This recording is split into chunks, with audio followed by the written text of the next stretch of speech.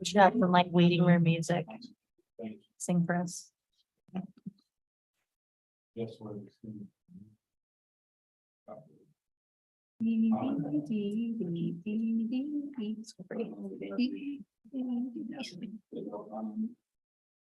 He's the one.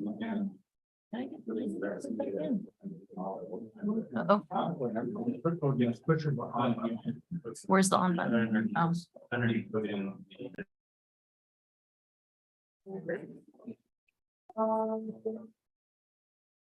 That was our waiting music. While we were waiting to come online. All right, well, I'd like to welcome everybody out this evening. Thank you for coming out and spending some time with us tonight. We're gonna go ahead and open the meeting with the Pledge of Allegiance by Commissioner Losey.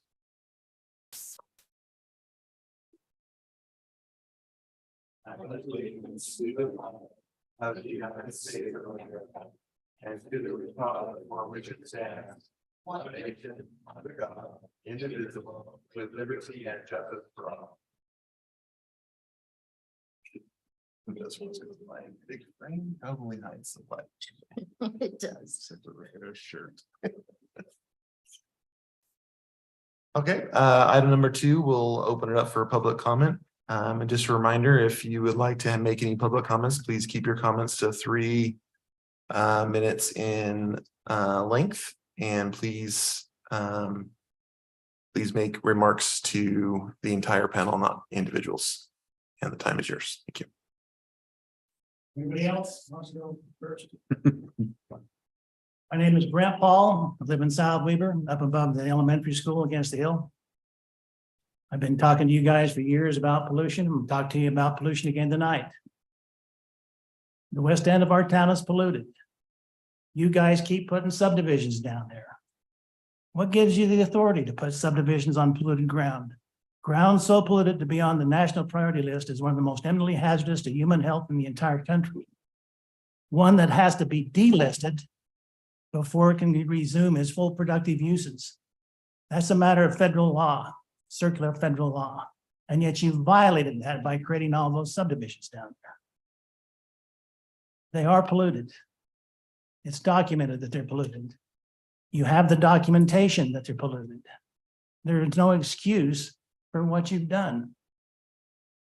None. It's not like I haven't warned you. For 24 years, 96 quarterly reports, we've tried to get this thing resolved, but it's not been resolved. It would cost a little over $400 million to resolve it. They're not going to spend that. They had the Waverly case where they don't have to resolve it anymore. They gave Hillfield a pass, an exception, that they can use their money to fight wars. They don't have to clean up pollution. But you guys still have the responsibility not to put more human receptors in the pathway of Hill Air Force Base's pollution. But you've done it. Rather than safeguard people like you're supposed to under state law, as you well know, you've put them at risk. You've put them at risk. No excuse for it. I think that's about it. Thank you, Brother Paul.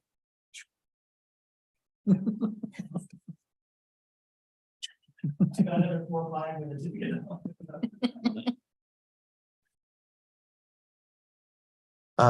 If there'll be no other public comments, we'll move on to item number 3, approval of consent agenda.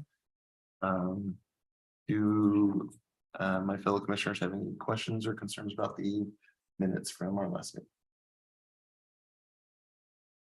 I did not have anything.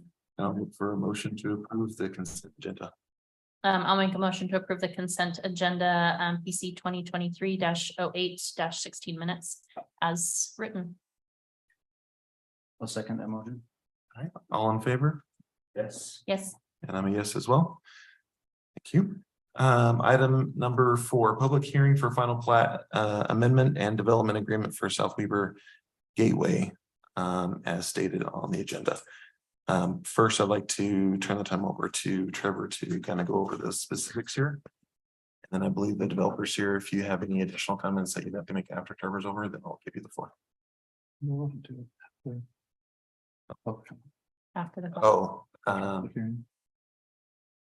yeah, that's fair. So Yeah, sorry, I forgot it was public hearing. I apologize. Let's do public hearing first. So let's open it up for, or I'll look for motion to open public hearing on item number 4, and then we'll go to staff and developer. I'll make a motion to open the public hearing for final plat amendment and development agreement for South Weaver Gateway parcel number 130340068, located at approximately 2350 East South Weaver Drive by applicant Jacob Toombs of Mill Creek Homes. I hope I said that right. Toombs, okay. Good. Public hearing is open, right? Can I get a second? Second, And I second that. that's on. All right, all in favor? Yes. And I'm a yes as well. All right, the time is now yours. For public hearing. Well, no. Unless you'd like to make a comment that has nothing to do with. Okay.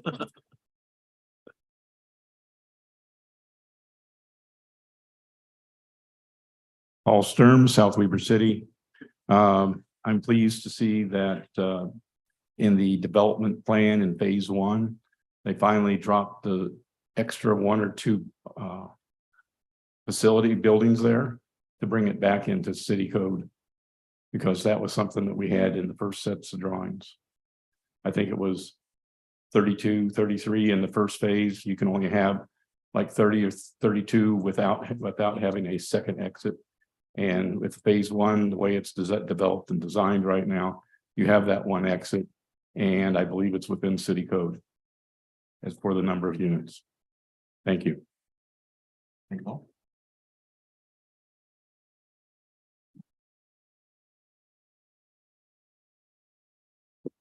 Good. All right, I'll look for a motion to close our public hearing. Chad, you want I motion No. to, do I have to say the whole thing? No, just close. I motion to close public hearing. does he need to be more specific than that? Or is that okay? No, that's fine. I'll second. All right, all in favor? Yes. Yeah. And I'm a yes. All right, Trevor, now please. Okay. Planning Commission and those the public, we are not unfamiliar with the Gateway project. We talked a lot about that in the last year. The project was approved last year as a single lot subdivision, with the units being on it, being able to be rented out by a single owner. Because of limitations in our code, not allowing for the use of a town home plat or a PUD plat is what it's called. And so an administrative development agreement was made between the developer at the time and the city that detailed actions to be done by the city and by the developer to look at updating our city code to allow for zero lot line subdivisions and to facilitate PUD plats easier within the R7 zone at the time. So the city then began work on the R7 zone and ended up creating the R5 zone within strategic growth overlay zone as well. At that time, the city took action to rezone this subject property to that R5 SG zone to come in compliance with the current zoning. And to make it easier for the developer who had in that administrative development agreement agreed to come back and replat the project into a PUD plat, allowing for individual sale of units. The developer submitted that plat after some small adjustments that need to be made to the building locations due to the new setback requirements in the R5 SG zone. The plat came into compliance as far as staff could see on how those setbacks all orient towards each other and the road. As we reviewed that development further, we noticed that each unit is 25 feet wide. So the lot width would be 25 feet, which is within compliance with the code that requires a 24-foot minimum width. However, the strategic growth overlay zone has a requirement of 22 by 22 foot garages to accommodate larger vehicles to be able to be parked inside there. We informed the developer of that and gave them various options, whether that's to comply with the 22 by 22 foot code, or if they want to seek for either a zoning text amendment to update the code or submit for a development agreement to allow for a smaller garage size. The developers requested to include a 20 by 20 foot garage, citing that they have a 25-foot driveway that could accommodate larger vehicles as well. So that is a legislative development agreement at that point, which would create site-specific zoning for that particular item. That's the only legislative item that's within the development agreement that's changing. Another administrative change that the developer is requesting is a change to the phasing of the commercial project in relation to the residential project, and I'll let the developer speak to that a little bit more. As we reviewed the plat, we found it in compliance completely with the code. It largely, it basically is the same development design. The only change is that it previously had 20-foot driveways, and that has been lengthened to 25 feet. And so the buildings did have to be rearranged slightly, and there is a small adjustment to the path, the walking trail that goes through the development just to accommodate those setback requirements there. But substantially, there's no major changes. The landscape is going to remain the same, this landscape request. This will be considered the site plan for the residential portion, and the commercial site plan as of right now hasn't changed at all. And so it will constitute, it'll solve that. The building style that was approved at the original development is the same building style, and upon review meets the qualifications of that, and will, as building permits come, will just ensure that those provisions and the design standards are met, namely the wainscoting, the material usage, those type of items will ensure that they fit the code there. I do want to apologize, as I completed my review. I used a template from the previous code, and so I accidentally left in the R7 naming there, but I did review it based on R5 SG. So I apologize for not updating that in the staff report. The improvement plans are largely going to be the same. However, they're not complete at this point because there was slight adjustments to the buildings. And so with it being a final plat, that the improvement plans are something that Brandon will continue to work on, and once those are completed, then the developer can hold the pre-construction meeting. But that's a condition already outlined in the code that requires them to complete those prior to having that. And it's a staff decision. And so that's why we have the final plat before you tonight and the adjustment to the development agreement there. So with that, I'll turn the time back over to you. Thank you, Trevor. Appreciate that. If the developer would like to add anything to what's already been said, or if you want to proactively address what you feel might be a concern, that'd be great. Well, I guess really the only thing that I might want to speak on is the commercial portion of it and the phasing. Sure. But I don't know if you guys have any questions prior to that or regarding The commercial phasing was the only driveways. question that I had Okay. for you. I understand the garage Oh, yeah, size yeah, exception yeah, request. forward. Yeah. Okay. I guess just in requesting an amendment to the commercial is, when we started this process, it was a lot different economy and things were humming along, and now it's changed. And as we've gone through time and tried to find tenants and ways and means to build the commercial along with the townhomes, it's become really difficult. Number one, getting financing, number two, finding tenants.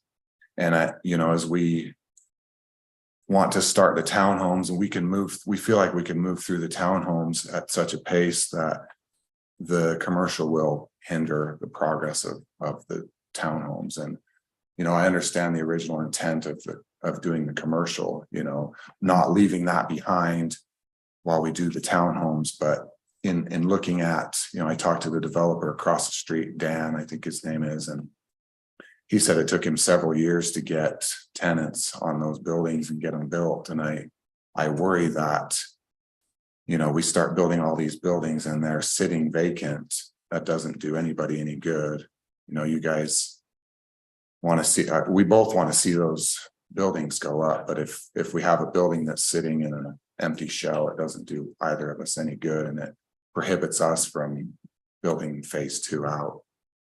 So I wanted to see if we can reduce that requirement. I would actually like to eliminate it or propose other variations of it too, which we can discuss, but you know, ultimately that's the reason, just so we can.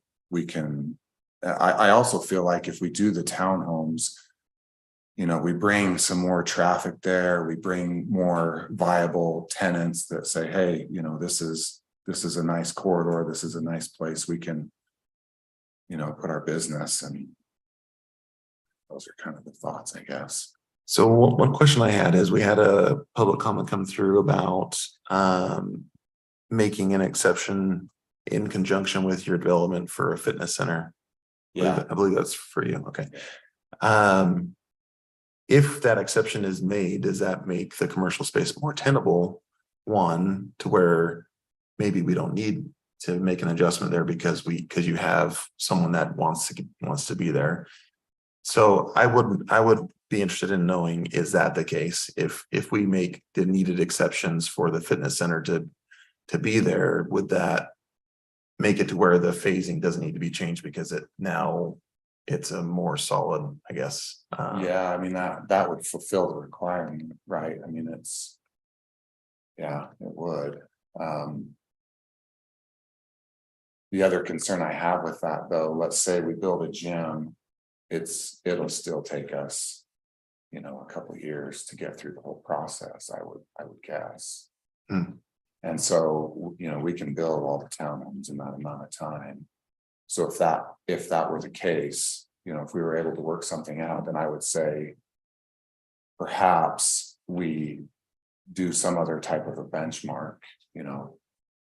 We have a gym and now we have an approval for the gym, we have a building permit, we've started construction, you know, maybe the beginning of construction is our milestone to release certificates of occupancy in the next phase versus a certificate of occupancy for the building itself, the commercial building, just so we can kind of move it all along, you know, instead of holding one up for the other.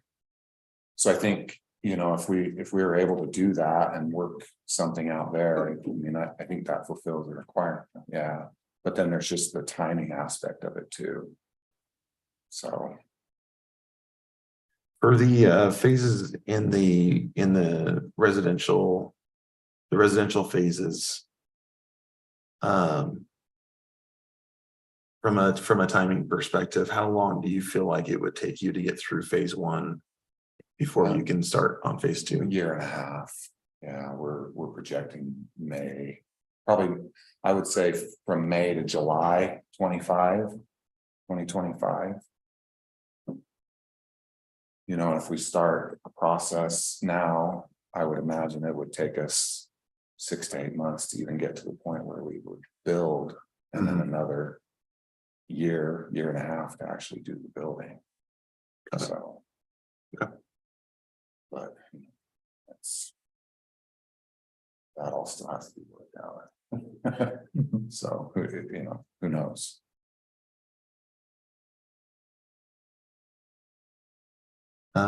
Do my fellow commissioners have any questions specifically for the developer? I'm not at this time. Is it the issue with getting tenants? Is there anything else that's city related as to why people don't want to move in here, or like what kind of? I just think it takes time. You know, it's. You want to? Sure, you can. I'm on Jake's team. Can you come up to the podium and just say who you are, and that way everyone can hear you? He's like, just kidding. Yeah, I know, right? Cat's out of the bag now. So yeah, I'm on the developers team. I'm the real estate expert on it, so. And Can you sorry, just- can you state your name? Yeah. Oh yeah, sorry, Don Rushing, like rushing around, so. And what city are you from? I'm in Harriman now, but I actually lived here for 4 years. Great, thank you. So, yeah, enjoyed it, but used to walk by there all the time. So, and had kids that went to the charter school there, so. But yeah, so in answer to your question, you know, there has been hesitancy. I mean, we've talked to a lot of commercial people that wanted to sign up. I mean, we've talked to Subway owners, we've talked to coffee shop owners. And they all loved the idea of, you know, there's going to be 62 new families living right there. I mean, that, like, think of it this way. If you were opening a business and someone proposed to you to build your business in the dirt field or build it next to 62 townhomes, it's pretty easy to start to get an understanding of how that's a better scenario for a business or an entrepreneur, right? So that's been some of the hesitancy. I mean, that's been a lot of it because, you know, one of the benefits of South Weber is it's a quieter, you know, little town. There's just not a lot of people right now pulling off of, what is that, 89 right there? You know, coming in here. I mean, when I lived here, we either went to Layton or South Ogden, you know. One of the reasons I was working on this is, you know, our family's like, man, this is so, we just need ketchup, you know, or we just want to get an ice cream cone or something. Well, let's go to Maverick, you know. So I'm very familiar with that. But that has been the hesitancy. But now that and we didn't have the plat resolved either. And now that's resolved. That's a huge milestone for a business owner. I mean, things can move forward now. But for a business owner, it's going to make a lot more sense. And for a developer on a construction standpoint, it's going to make a lot more sense if they can build those in conjunction. But you know, if they go the gym route, that's not going to be completed. It's highly probable that that's not going to be completed by the time some of the units in phase 2 are completed and ready for occupancy permit. And now we've kind of got the cart before the horse a little bit, you know. So that's been the hesitancy is one, the plat stuff wasn't resolved, so nothing was really moving forward. That we're over that hurdle. And the second is just no one wants to be the first business in there until there's more customers, potential customers right next door. I think the other thing is to, you know, talking to. Can you come back up? Just, it doesn't pick up if you're just talking. Can't hear me. I think the other thing is, you know, building a building, not knowing who the tenant is and trying to guess at what they want.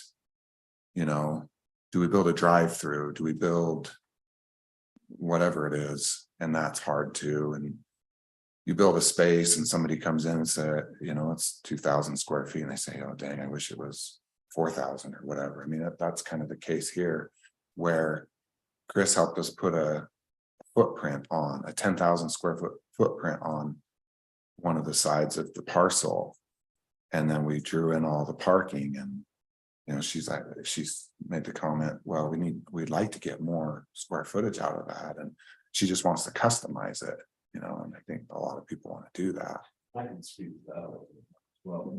So, yeah, on the commercial real estate side, this scenario for the location, I mean, I'm not saying it's a horrible location, but it's not, you know, we're not in Layton where there's, you know, tens of thousands of cars a day going by.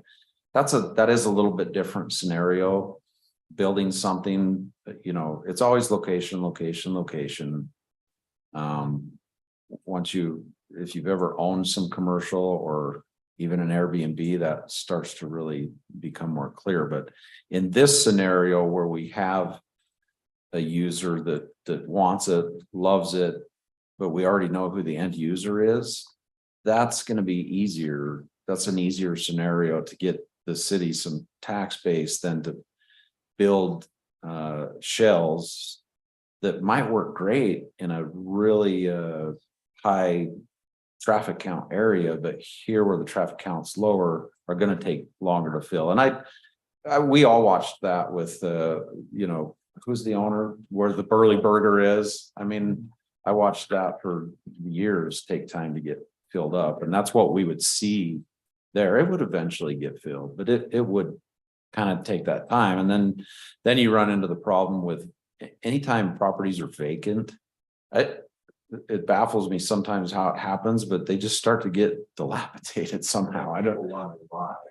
Yeah, you do get that. You do get a little bit of, they get some kind of stigmatization to them, but yeah, vacant is generally not good, whether we're talking commercial or residential, because then they just start to deteriorate the moment they're built, and no one's there keeping them up.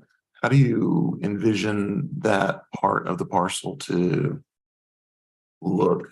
Should we allow or recommend? No, really The allow commercial them. portion with the gym. Well, let's take the gym out of the equation Okay. first. What would the commercial part of the parcel look like while you're building all your townhomes? If we say, okay, you can build all 60 townhomes without any commercial pads being built, what does that commercial part look like? Is it just an empty field, or do you put some grass in there to make it look nice while you're waiting for the right commercial partners to come through? Yeah, Like, how do you it do does that? stay, it does stay a field. If I mean, that would be preference, yeah, just because. Yeah. That's why we drive around everywhere and we see vacant commercial lots. They just kind of stay like that until you find the right user. But There could be some. well, yeah, for sure. There's always compromise, but that's where it'd be nice to have an end user already that just needs a little bit of a variance. And then that gets solved as well. So.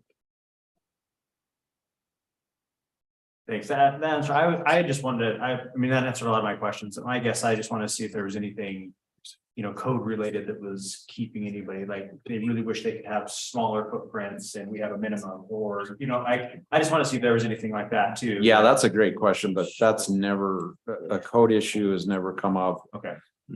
There's plenty of uses in the highway commercial. That's been great. So you guys are on the right track in that area. You have a question? Well, Trevor had an idea about maybe a way for us to move forward, even if we do the gym or not. And he was saying that there might be an option to use a letter of intent as far as that fact, as a factor for the phasing, instead of you have to build a building there. And that's actually on the real estate side, I see that a lot. Using those letter of intents. And then, of course, just between developer and potential end users, that's how it always starts, is with a letter of intent before they get to a sales agreement. So, but yeah, I see that a lot with cities, is utilizing that letter of intent as an instrument of carrying some weight. Do you want to discuss that more? I think I want to discuss it more because, and I don't know if we want to let them just take a seat for a second and then we can bring it back up so we can kind of discuss. Because I think and the issue at hand here is, I mean, there's two requests. We've got a driveway or a garage space that we're asking, or the developer's asking to be reduced from 22 feet by 22 feet down to a 20 by 20. I'll talk on that first. I think we've had a lot of discussion about garage sizes because we want to make sure that people are able to park their cars in their garages and use them as the space intended. Going to 20, losing 2 feet. I mean, that pretty much eliminates any space to be able to walk around your car. And so it's a slight concern. not everybody drives big trucks or big cars, but we do have a lot of, minivans, multi-passenger vans. So I'm just wondering, is that 20 feet gonna be sufficient to give homeowners, and first of all, I want to say thank you for coming back and doing this as a 0 lot line, plattable, for sale, because that was one of my biggest disappointments with the previous approval, was that it was going to be rentals.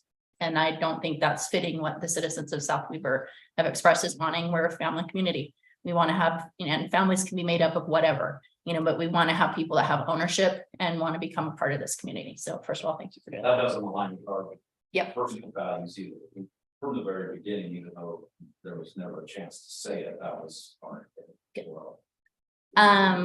As far as the commercial phasing, and I feel like the question at hand is, are we going to, recommend for approval to the city council that will permit the residential to move forward without the commercial? I understand everything you guys are bringing up, and obviously commercial is something that, depending upon who the intended user is very much going to want customizations, and a gym is going to have something very different in terms of their needs than a bakery or a sandwich shop or an ice cream place or Einstein Bagels, which I'm throwing that out there because I'd really love to see an Einstein Bagels in South Weaver. So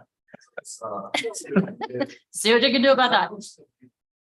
And there are still the other commercial, and I don't know because of the 4 that we have for the commercial buildings, which one are we talking about for the gym? So it's on the east side of the main entrance, there's 4 small buildings. Okay, And then on the west side, there's 2 larger buildings. So we're talking about everything on the east side. So the 2 buildings on the west side would remain, as is. which by the way, as a real estate person, I can tell you, I can get those filled a lot easier when I've got an anchor type of. So the gym would User. take over the 4, Correct. that whole. They would east take side. the gym would take that whole east side, but it would even be more square footage than if you combined those 4 buildings together, Okay. which tax base is figured off square footage, so. Cause remind me, because I know that those 2 buildings on the east side had the drive-throughs, correct? We had them set up to where all 4 All 4 would have a drive-through. Yeah, and they had the one furthest to east, Right by the retention. those were a single user drive-through. And then the next ones moving towards the west were multiple users, but one end of each building had a drive-through accessible, yeah. Because just so everybody knows, this obviously was what, 2022? I was actually looking up, trying to think when the final approval came through for us, and it was September of 2022. So we're now September of 2023. Most of us do not have this fresh in our minds, and I'm sure the public is kind of wondering what's going on as well. I know, and I again don't want to speak for the city council, but I know there was also a lot of discussion at the council level about the phasing and tying it to the residential, because 100% agree, you're going to be able to build our residential, you'll sell it, that's not a problem. It's the commercial components, but we also don't want to have the whole front of that development sitting in an undeveloped state or partially developed, because especially if the residential's all been built and people are now living there, that's their front yard, that's their viewpoint. And that's what everyone in South Weaver sees as they come into the city. So I'm a little hesitant on the phasing, the changing, but I'd love to hear more reasons as to why Correct. and how you can change the phasing, because I don't think it's really been explained in terms of how you're wanting the phasing to be changed and tied to the residential. Yeah, so the initial thought was if we don't have an end user already. So phasing is currently set up as so phase 1 entails 2 or 3. I think it entails 3 commercial buildings, yeah. So starting with that, without an end user, we were going to ask that phase 1 just include those first 2 single user drive-through buildings rather than On the west side. on the east side. Oh, Yeah. assuming that you don't do the gym. Assuming that we didn't have again, that would meet the entire requirement and increase the square footage as well. But without that, we would say, just let us put in those two small single user drive-throughs. But again, as part of phase one, but Can I just interrupt yeah, you real yeah, quick? yeah, go ahead. Can I ask you to come to the podium just real quick, if that's right? I'm really curious, do you have any kind of estimations on revenue that your proposed gym would generate? So I can give you the numbers of our current gym. Oh, My- what's your name? Sorry. My name is Tammy McKay And what city are you from? and I own Beehive Fitness up in Burnham City. Do you live in, I guess. I our- do not, sorry. Oh, okay, we're good. Sorry, I couldn't hear you. So we revenue about 400,000 a year. Right now, roughly. And we're pretty much at our maturity. We're a small town gym. We cater more to a small town area. That's why we thought South Weaver would be a good location. And we also thought it would pull people from like East Layton, South Ogden, all the neighboring cities into your city to come and use the gym. So if they had other small businesses like coffee shop, people come, they go to the gym, they go get coffee afterwards or something. So it could pull people from all these other cities that don't necessarily come to South Weaver very often. But can I talk about the public comment right now? Yeah, it's fine. Okay, when they drew up the plat map, we have to have one spot per 100 square foot, so the max space, correct? One parking stall per 100 square feet. So the max that we could get is 10,000 square feet. We'd like to get 13,000 to 15,000 square feet. But the parking is yes, that would require variance. Do you want to speak to what style of gym it Yeah, is? I was gonna spike, yeah, your membership model. Sorry, this is my first, I don't know. You have to direct. We'll help you through it. You're good. You're good. So we're a 24/7 facility. We do like key cards that they scan to get in. We have about, let's see, 8,000 of workout equipment, just all your basic standard workout equipment. In Bergen City, we don't do showers or like all those extra things that cause issues. We just have bathrooms and we also provide group fitness. For Like glasses? yeah, classes, Okay. fitness classes, and that's about 3,000 square feet. So that's kind of why we need the additional square feet to provide that here. And on average, how many users of your equipment are there at simultaneously? At one time, I don't know, not more than, I would say we don't have more than 60 people in the gym, 60 to 80 people at one time. And so for the parking, I don't think we use more than 50 stalls at one time. We're in a space that's 50,000 square feet. The whole building is commercial, 50,000 square feet. And we counted, there's 200 parking stalls for shared for the whole area. So. Yeah, there's a whole backstory on why our parking requirements are the way they are. Right. But no, that's good for context. Can I just ask, what's average membership pricing? Up in Bergen City right now, we're $25 a month. We're a month to month, no contracts. And that includes the classes, there's no. Yeah. There's no always paying more for that kind of stuff, okay. Yeah, so it's just all included one price. Is there, have you had any discussions with members of the city council or the mayor at all? Yeah, Not yet. okay, This is just in the workspace. so- got it. The only reason why I asked that is I don't know if this would be something that they would be super excited about. Like I totally get how this could be an anchor. And I totally understand that. I think you're right. I think that could totally work for that part of the city. I would say the only concern that I have was, it would generate a direct competition with our community center. And the workout in the gym that we have in the community center.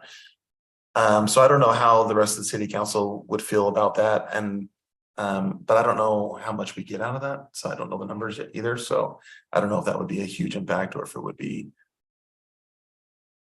minuscule. I don't know, but. I think you're catering to. Yeah. I would. Yeah, I would, without going too far in detail on the FAC, there, it is a separate demographic that you're looking for. The FAC is more family.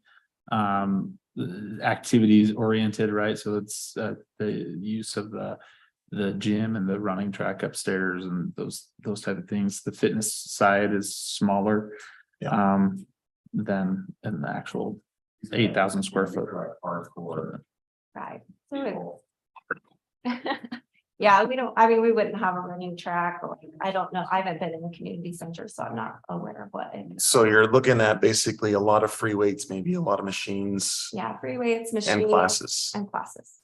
But it would require, I mean. Just member wise, I mean, it's gonna require needing to pull people from.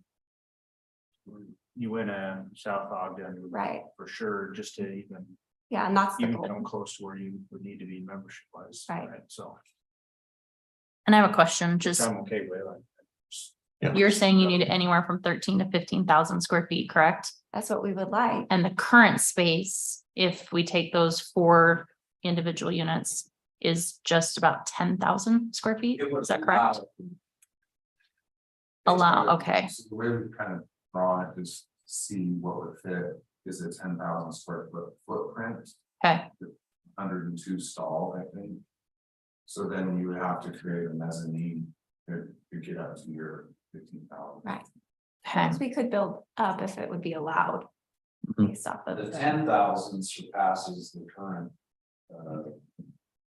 Current planning by about 2,500 square feet. And what's the minimum height you would need to do a mezzanine, and what's, and our standard would just still. be Our max height is 35 Yes, feet, 35. so that'd be easily no So you can problem. do it. And Well- like Red Athletic Center, where they have probably 2,500 square feet that's on a mezzanine. Mhm. And that'd be about all that we would need. So And really quick, the building height on the townhomes that are behind, are we at the 35 feet? No, we're less than We're under. 35 feet, yeah. I believe it was 20. Okay, I don't know. if Yeah, it- I'd have to look at what it was approved, but it was, The traditional front load. oh, Chris. Okay. He's, I don't know. What's a mezzanine? I'm sorry. I know, in my head, I think I know what it is. A balcony. Okay, Second. Second, it's a Okay. loft. so you see, you can still see. You can down. see down. Like that counts. Got it. Got it. Okay. Sorry. I grew up on the road. I actually only learned that word about 3 years ago. You're in real estate, you gotta know it. It's a floor between a floor. Okay. Anything else that you'd like to point out as far as what you would No, envision there? So I just want to, in reference to parking, so our parking code is set up very much for individual uses, right? Here's a business and here's the need for that. It's not set up, in some parking codes are set up like this where it's a shared use type of parking requirement. So you can create a table, and there's a lot of studies out there on when the timeframes are that use the most per use, right? So like, just for example, schools, he'll have the most use at the beginning and the end of school, right? And coffee shops will probably have the most use early in the morning, and bars will have the most use late at night, right? So there's not that all of those are going in there. I want to preface that for anybody listening, but but that's just examples that pulled off my head on various times. So it takes that table and says, okay, if you provide X number of spaces for these uses in this shared space, then you should be okay, right? And so we could work on looking at what are peak times for gyms versus peak times for the other uses that could possibly go in there, and distribute that 150 stalls amongst 8 different businesses that have different needs. I have one more question. And how long's it been open in Brigham? we've been open 2 years. When would you say is your heaviest traffic time?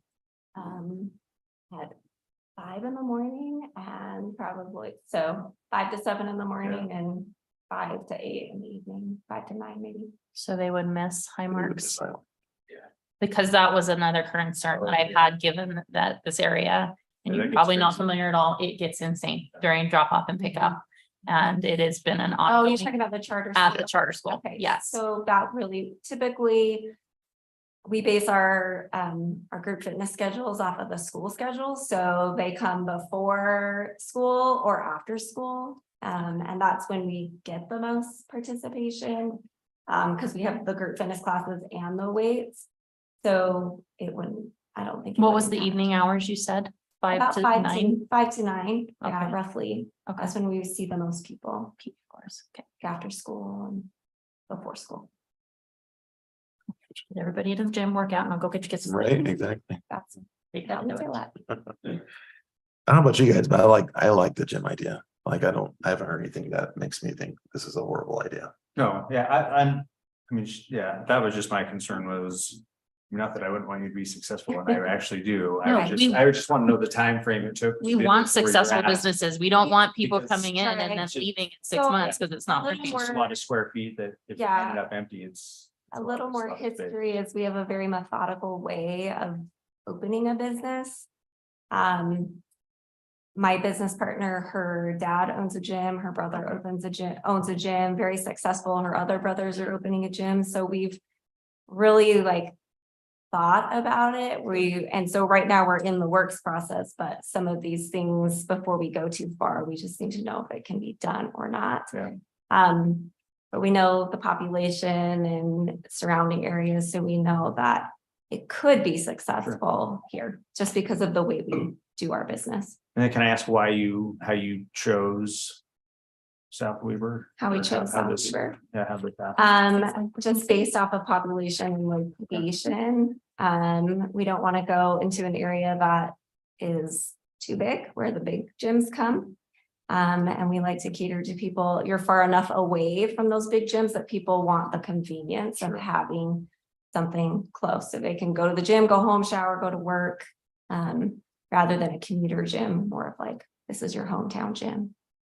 So that's why we're looking at South Weaver, but the lack of commercial real estate here is a little bit hard. So that's our barrier right now.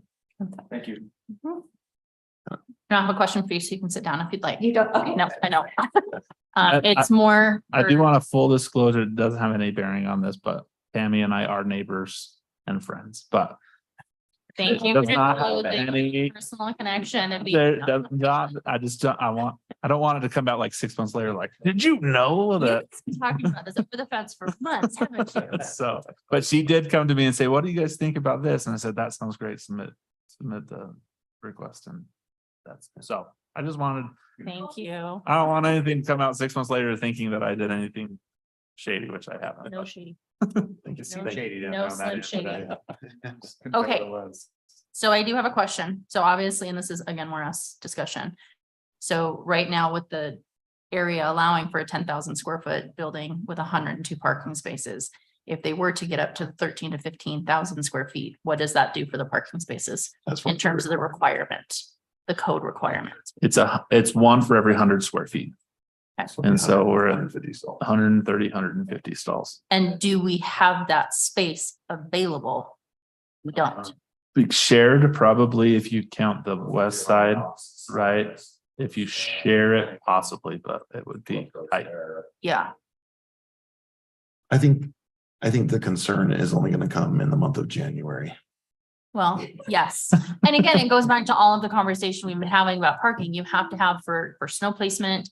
You have to have for, and again, where this, But you never, Land is you never located. see tons of people at Drifting. gyms at the same time. No. Like, I think that's what makes her During the day, proposal it's quiet. really interesting is because I don't think we were really talking about gyms when we were thinking, okay, because we have a parking problem over by Little Caesars, or hopefully it goes away as soon as the other side opens, but Yeah. and what we were trying to do is eliminate that same problem in the future with future developments, which is why we got the rule that we have today, right? But I think the gym works at a lower requirement, especially if we do like the shared idea as well. I'm not sure if we would need to build that in. I don't think we would, but But I think those are very intriguing ideas that I think could still work in it for that type of business. I do want to, before we go too far, we keep talking about it because it does deal with this project, but the gym is not part of the approvals tonight, Nope, so make not sure at all. that you just separate that out. I mean, it's an exciting idea for the possible tenants. But in relation to the development agreement and potential there, then I think that's the best tie of how we could frame it tonight. Does that make sense? So like the parking solution, if we wanted to explore that later, we can as land use authority, but Yeah. I just want to emphasize that. Don't get caught up too much on the parking tonight. Yeah. And we'll figure that one out. No, I think because it's just in the packet and I'm sorry, what page? 8, I believe. I don't know if you guys, because this is basically, it looks like we're changing the phases. Is that how that's being referenced? Is number 1 is what would be phase 1? Like, help me understand that page compared to what we had previously. Because before we had. So the phase different 1 phases. was the residential plus the east side commercial, Yep, all this. correct? And then phase 3 and 4, this because, yeah, And then phase 2 was supposed to include the other half of residential plus Yep. 1 or 2 more These two commercial here. buildings. and then this And is then phase 3 and 4 all over That here. came out. So if you, the phasing that they have referenced is what the phasing is referenced in the development agreement. Mhm. And so there was an original phasing of phasing 1, 2, 3, and 4. Back when the original project was proposed. When we did the development agreement, they consolidated that and said phase 1 is the east side commercial and one of the residentials. And then the phase 2 would be the west side. The entire west side? Because Yeah. the phase 1 residential that you're planning on, is it just those buildings that basically buffer along the right or the west side? It's West side. east Because it and doesn't show. south sides. Yeah, let me Phase pull one. up. Unless you're talking commercial. Because of this. So is this the phasing for phase 1? Phase 1. Or is it gonna be, this is what's Oh, not clear. yes, what they're saying is they want this as all phase 1. So this is all phase 1. Yeah. This would have been helpful. So red's phase 1, purple or blue, depending on how long you stare at it, phase 2, and then Phase 3. phase 3. And then the exception you want to make on phase 1 is 1 commercial pad over 0, So. if we're willing to do that. One commercial, well. Yeah, so shifting that, Or the 2. building that runs north to south in phase 1, Mhm. shifting that to phase 2. That's already phase. Yeah, Oh, that's phase oh, 2. this is the proposal, okay. This is the proposal, Yeah. what they're saying. Because right now this is all in phase 1. This makes me feel a little bit better because I was thinking you guys were only going to be building those 4 buildings, the 4 or the 3 4-plex and then the 1 3-plex, and that's it. So this is how to do this correctly, Trevor. If we are okay with the idea of the gym and say, okay, if you can bring in an anchor store, we're okay with that in phase 1, otherwise you still need to do something there. Yeah, you can suggest any number of ways to do that, right? You can specify that you have a letter of intent for an anchor store or anchor location or anchor business, however you want to phrase that.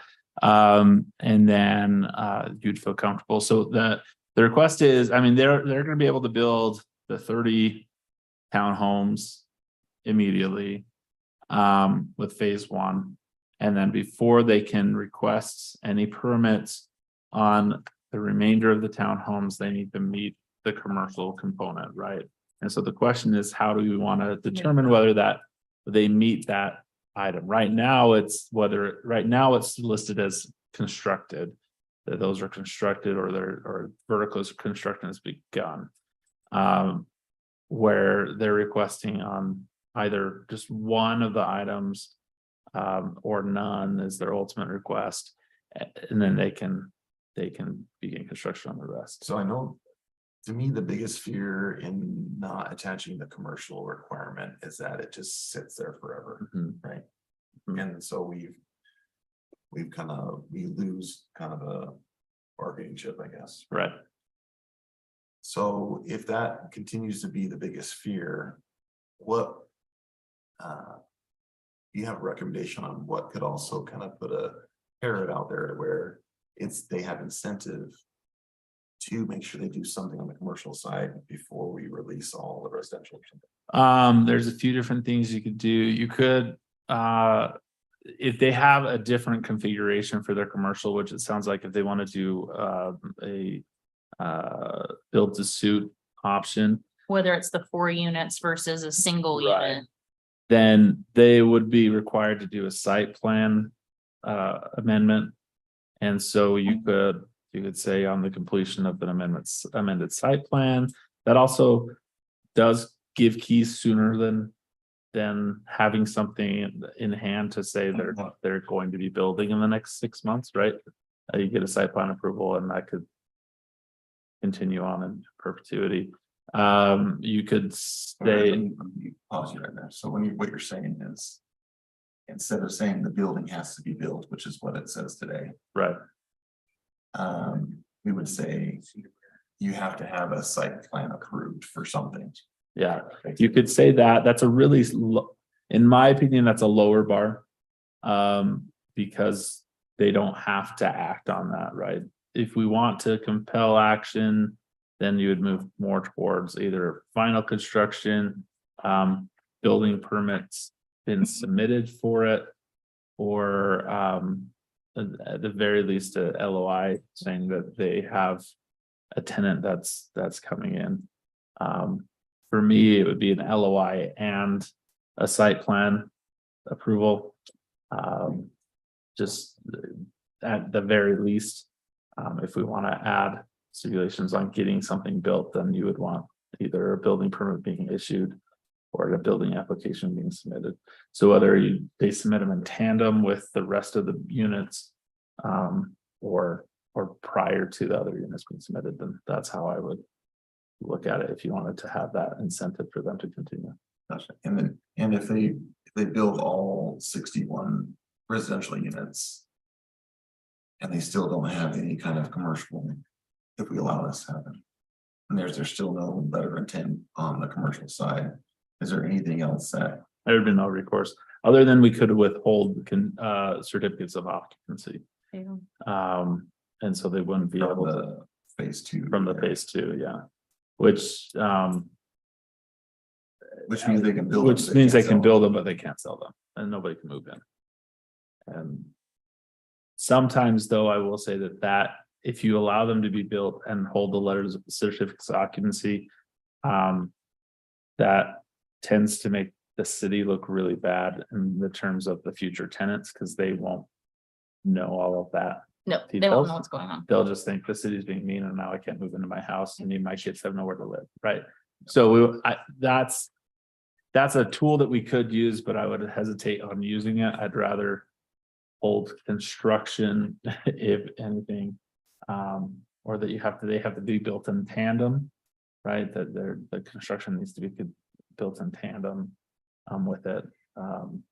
If you wanted that incentive for them to move forward with that. Does that help? Yeah. By the way, I'm missing one of their units because I can only come up with 31 in phase 2. Oh, there is only 60. Is there 61 or 61. 62? Thank you, because I'm like, I thought it was 62. It was 62 for. So we've lost a unit. It's a good thing. I mean, it is in our best interest to build it as quickly as we can. That's our intent is not to, but it's said. Yep. But it's just all the getting to that point. Sure. That presents difficulty. Commissioner Scola asked if we wanted to maybe put just a pin in this really, really quick, because I think we've all got thoughts we're processing on the whole commercial phasing and everything. And maybe just go and get the parking, the garage size. Maybe lead to So- Sure. Absolutely. Step back up. So most cities minimum requirements 20 by 20. And I think when we got the project approved, there wasn't a requirement for 22 by 22. Yeah. So everything was designed around 20 by 20. It's actually, I want to say it's 20 by 22 or 23. It's actually, I think the depth is close to what the requirement is. It's just the width. The width. Okay. So we did everything based on that originally, then the code changed. But most, like I said, most cities, it's 20 by 20 minimum. And you could fit most average size minivans and cars in that space, but. I guess the other thing is if we start looking at widening and doing all that kind of stuff, we're gonna lose more units and then the project's not viable from a financial standpoint, so there is that. And then the other argument that Trevor made is that the driveways are 25 feet deep, so there is additional parking there. There's not gonna be any on-street parking. So, and I guess those are the arguments there. So you're saying there's more depth than there's width Yeah, in some Yeah. of the units? all of Or some of the all of them? See that? Yeah, so I want to say they're 20 wide, Okay, 22 or 23 deep. So I think they meet I could, one of the Yeah. dimensions. I'm okay with the garage. yeah, it was just a depth for me. I mean, because I get it, I know, but it's. I mean, it comes down to like a couple things too, like, right, we increase more housing. I mean, I get that people have the option and choice to park in their garage or not park in their garage, but if you take that choice away from them with some things, and then you have that, then you have other issues that could become a thing. They didn't even have the ability to, I mean, I get that if you drive a 1-ton long bed. you're not parking in your garage from the start. But a 20-foot, I mean, and I think a 4-door F-150 with a 6.5 bed, you're like 19.5 feet, right? So. Yeah, it's tight. So that makes it tight, and that's a pretty common standard size truck to drive, but if the depth really is. 22 or 23, yeah, is it gonna be a tight squeeze, but theoretically, if you wanted to make it happen, make it work. So. Then that makes, I feel if that's for. I feel better about that. Then I'm good on the depth, I mean, the width is the width, you'll squeeze and make it Well, happen. and if most garages are that, I mean, most people, whether they Yeah. park one car or two cars, your car is not wider. Your It's door is still gonna length. still be 16. Right, so. Yep. One of my garages is 19. And I have a Tacoma 4-door and I touch the guy on the wall. And then I have to go around so that it goes. I would say, look in our parking lot right now. This is pretty indicative of the type of cars that you're gonna have parked. There's not a small little Mini Cooper out there. I have my cross truck in the back.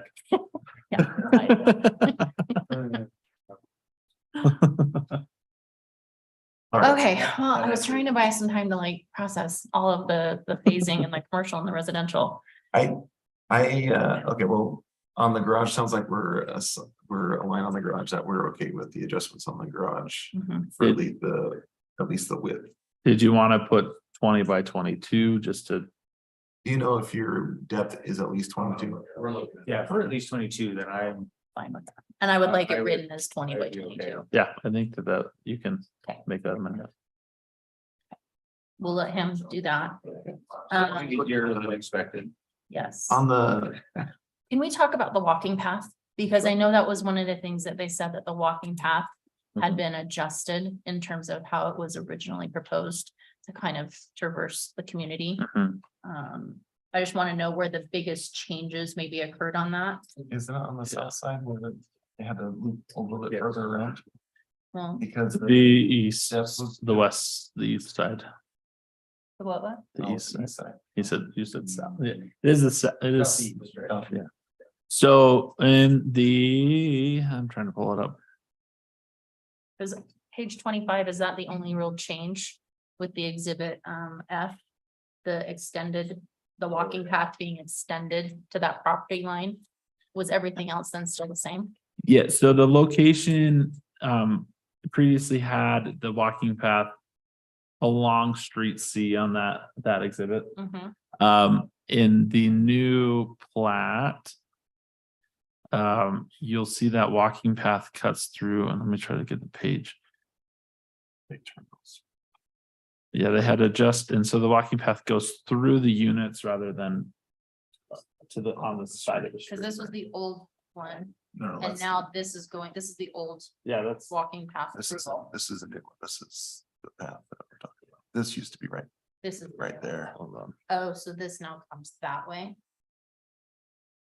Kim, do you want to pull and that goes plat alongside if you can? all of these? No, that's not right. Is that the new one? Let's see, this is, Yeah, well, the numbering's all different too, so it's kind of hard. Just the walking path change. What? Through the commercial. Through the commercial, it goes. Straight rather than along the east side.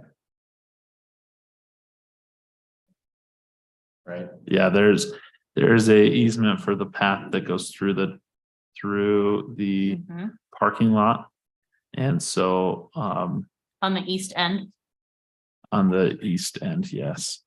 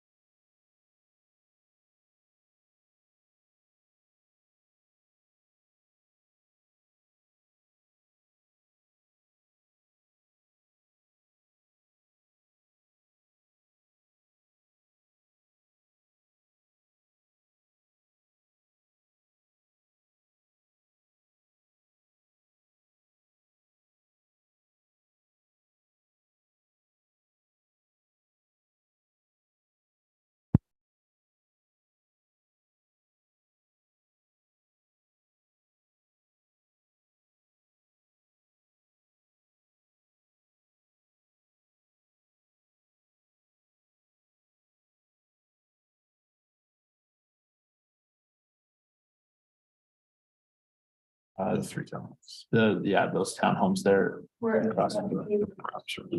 So page 8, that's One more, next page. it said page 9. it's page 8, that's where the easement is, and then page 9. That's it, yeah. Yep. You'll see right between those units, there's the easement there for the trail. So instead of fronting on the street, it goes behind the units Where previously was. and connects into the trail system up. Yeah, previously. it We ran need along directors the up here. street. Yeah,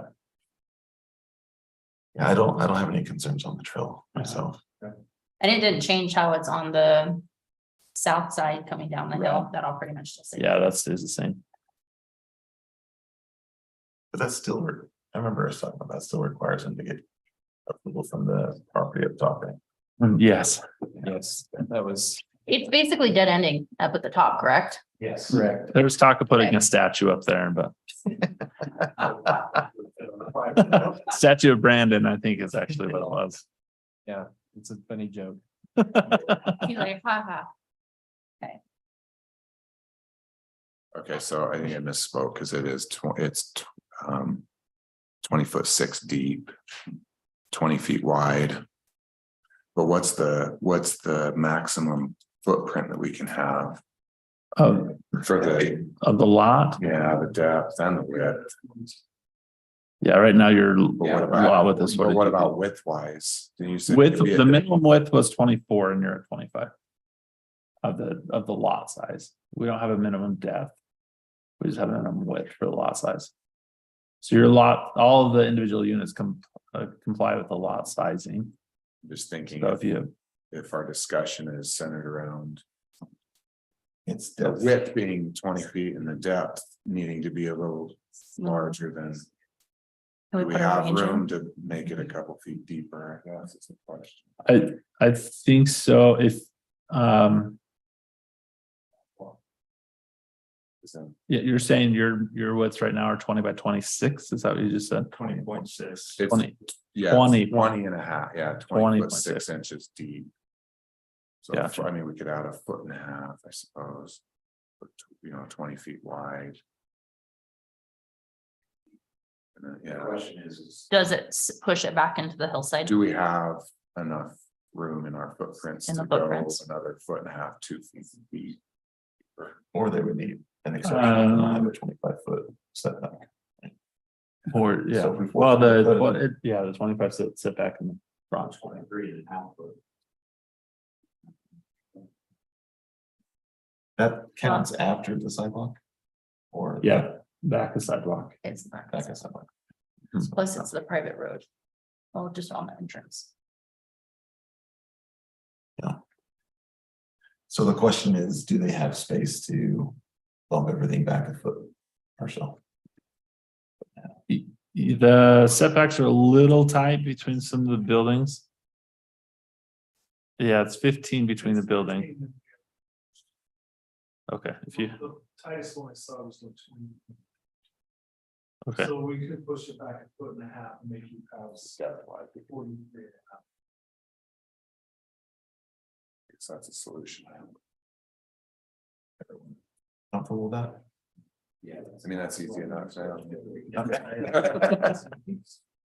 right, then I say we make an adjustment to make. Because again, the intent is to make sure that this is gonna be something that's functional, that's usable, that's not gonna, make it so tight and compacted, but we're gonna be able to have cars. Parking either in their driveways or in their garages, mhm. because no changes to the guest parking. Correct? That count is still the same. Well, yeah, I mean, we increased it based on that. How many guest parking spaces are we at now? There was sufficient, I can't remember the number. I didn't off see on my anything in the head.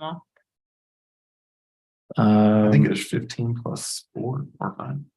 Yeah, I just sounds weird going through this process. Oh, yeah, they were required to add additional parking spaces because the previous one didn't match with what the current code says now. So the previous project had a different parking requirement than the current project because the parking changed from when we approved the previous to now. So the current project, the requirements are 2 spaces per unit and then an additional 1 space for every 3 units as separate defined visitor parking. And so they're there's 20. 20 parking spaces? Guest parking? 21 is 21. we round up. So Is it 20 spaces or 21? 21 because we round up. 21. And how much was it previously? It was they had 14 visitor stalls, but the previous code was just 2.33 parking stalls per unit. And so they could spread that out however they wanted to. And that included the driveways. Which again, it just permits for snow. We have a winter like we had last winter. We need to have a place to put all the snow accumulation. It's possible, but so. Okay.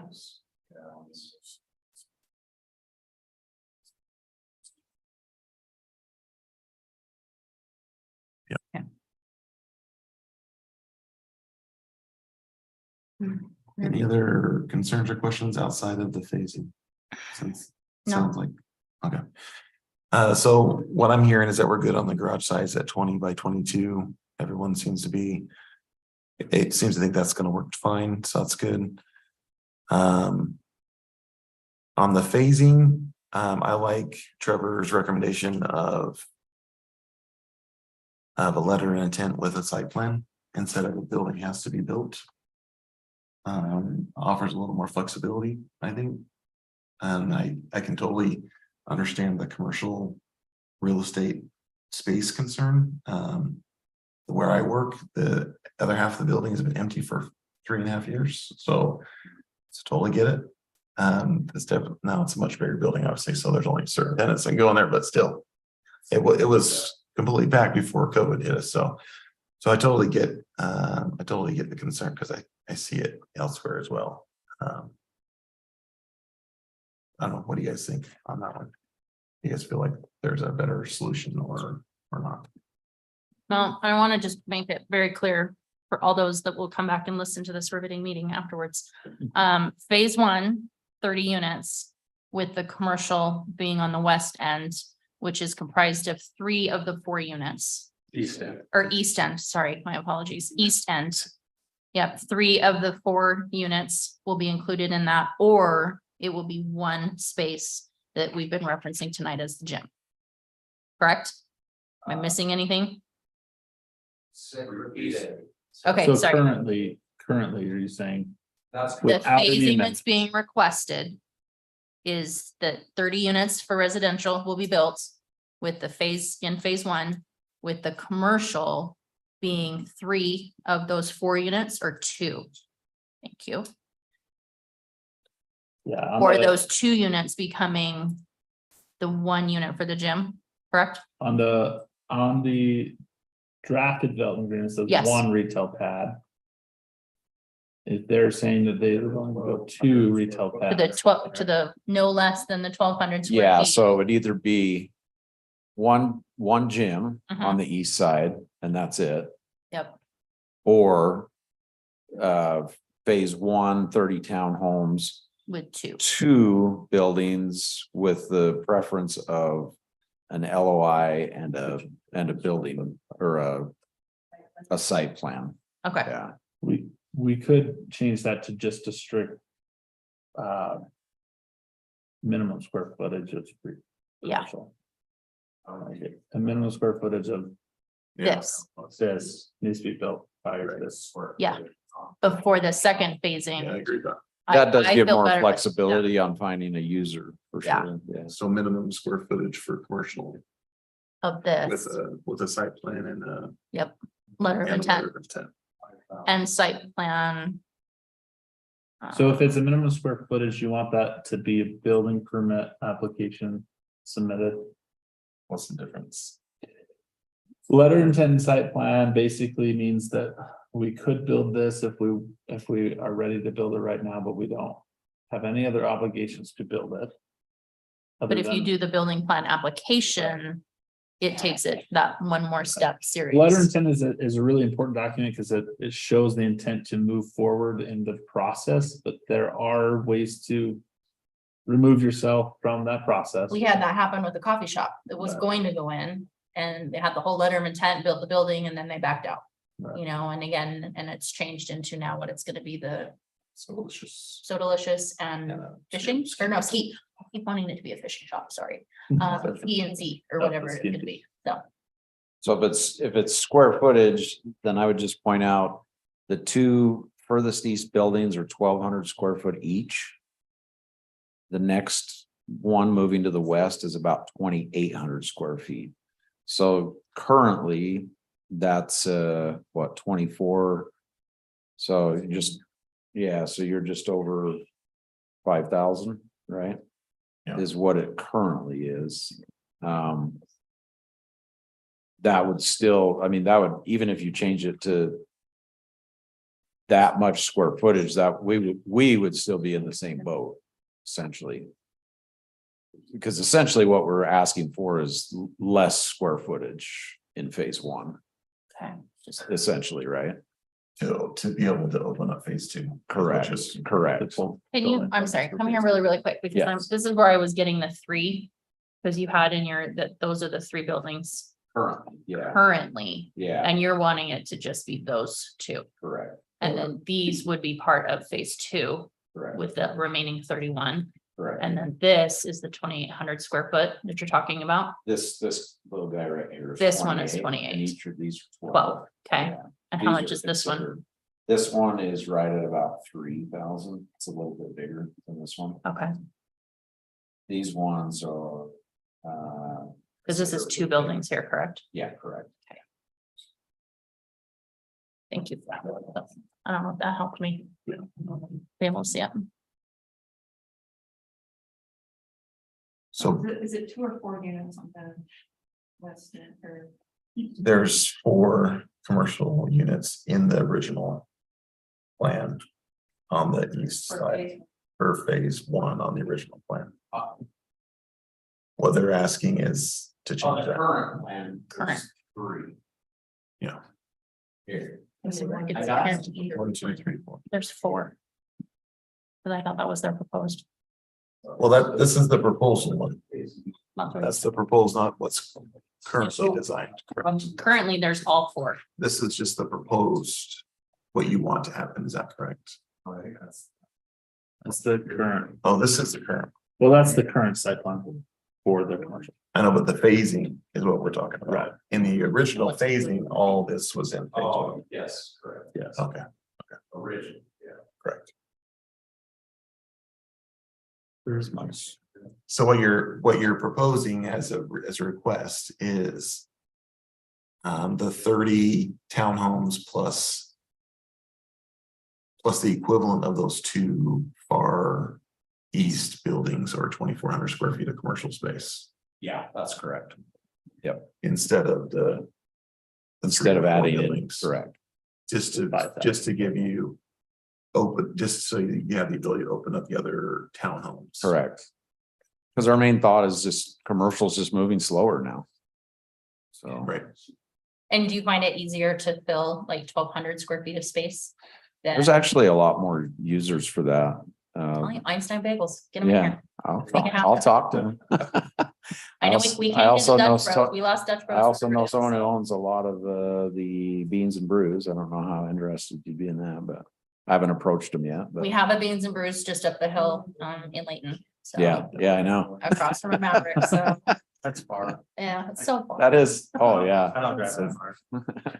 Find at least somebody that does energy drinks. That's all I ask. Isn't So Delicious gonna be able to do that for you?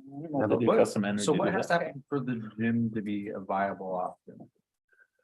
Well, if all the stars align, basically the only restriction of putting the gym there is the number of parking spaces. Required for the square footage that they want.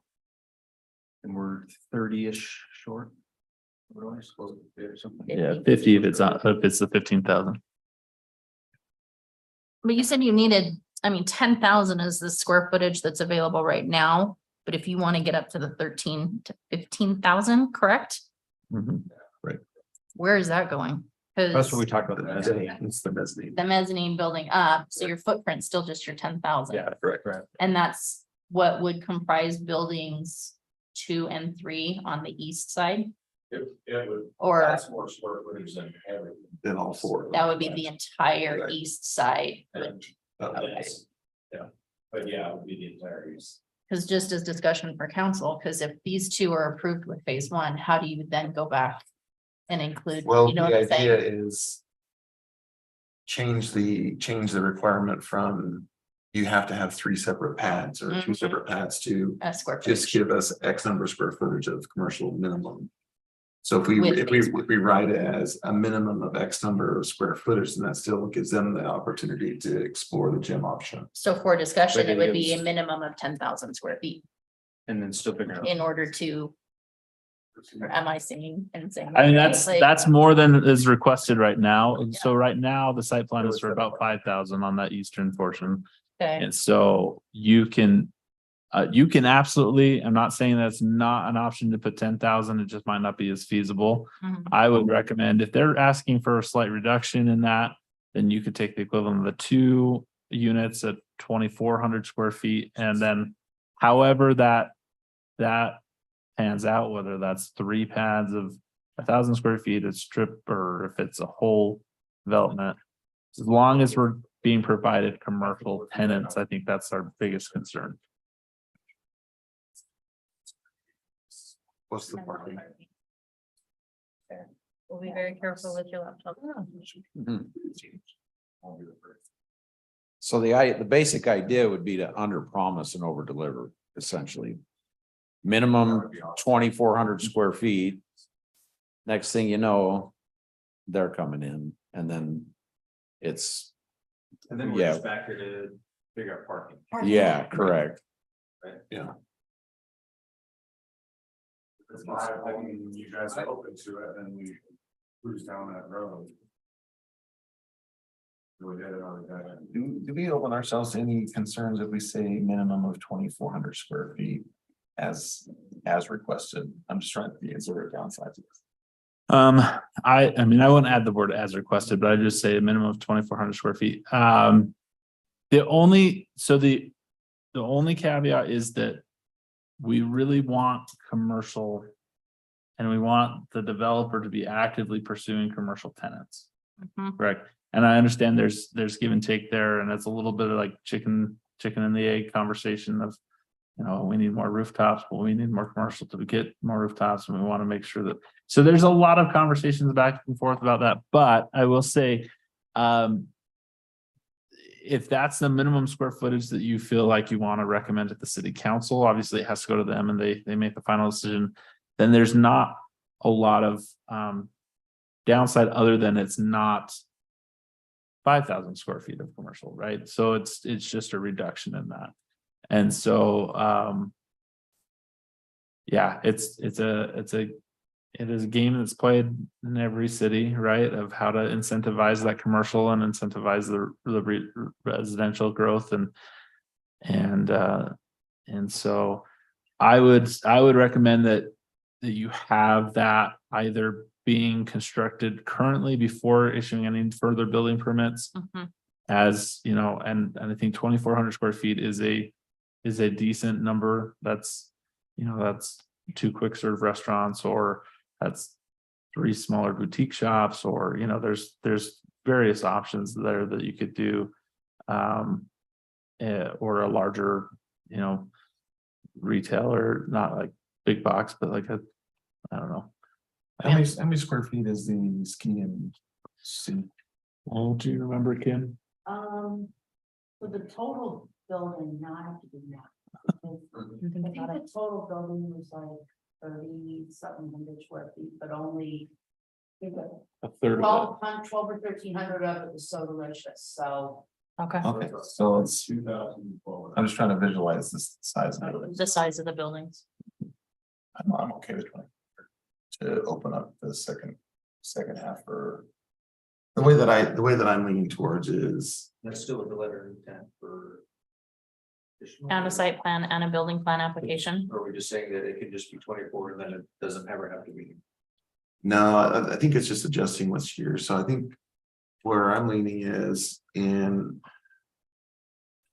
well, before maybe I go this, Mayor, since you're here representing the city council.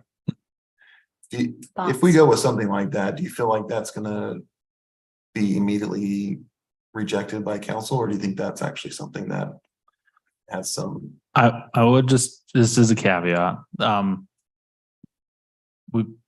The planning commission is an independent advisory body for the city council, so I would just.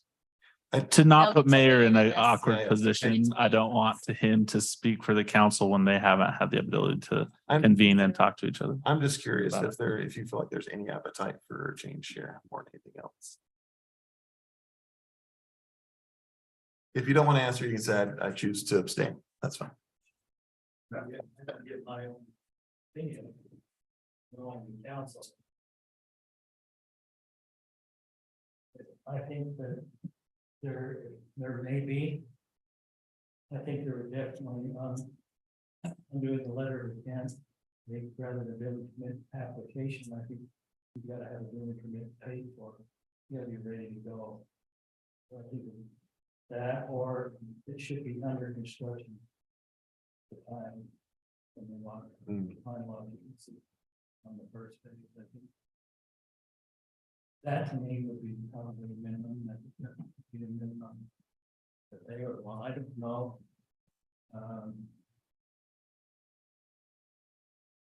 think could go either way, but then I know. They've been really strong, very strong on wanting the commercials to come along with it. I would definitely say like. I can make Jake's life better by renting out commercial than having the last stronghold for the grasshoppers. I mean, so. It's in our best interest. It's just that.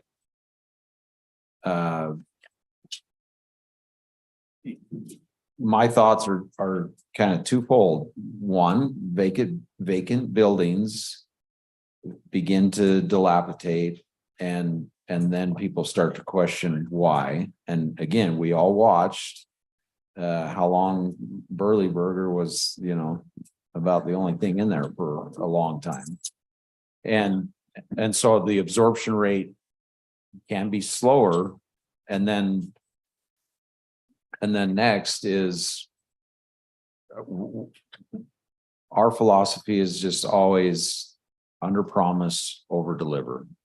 And yeah, we had a previous agreement, but yes, the market's changed. Everybody knows that the market has changed.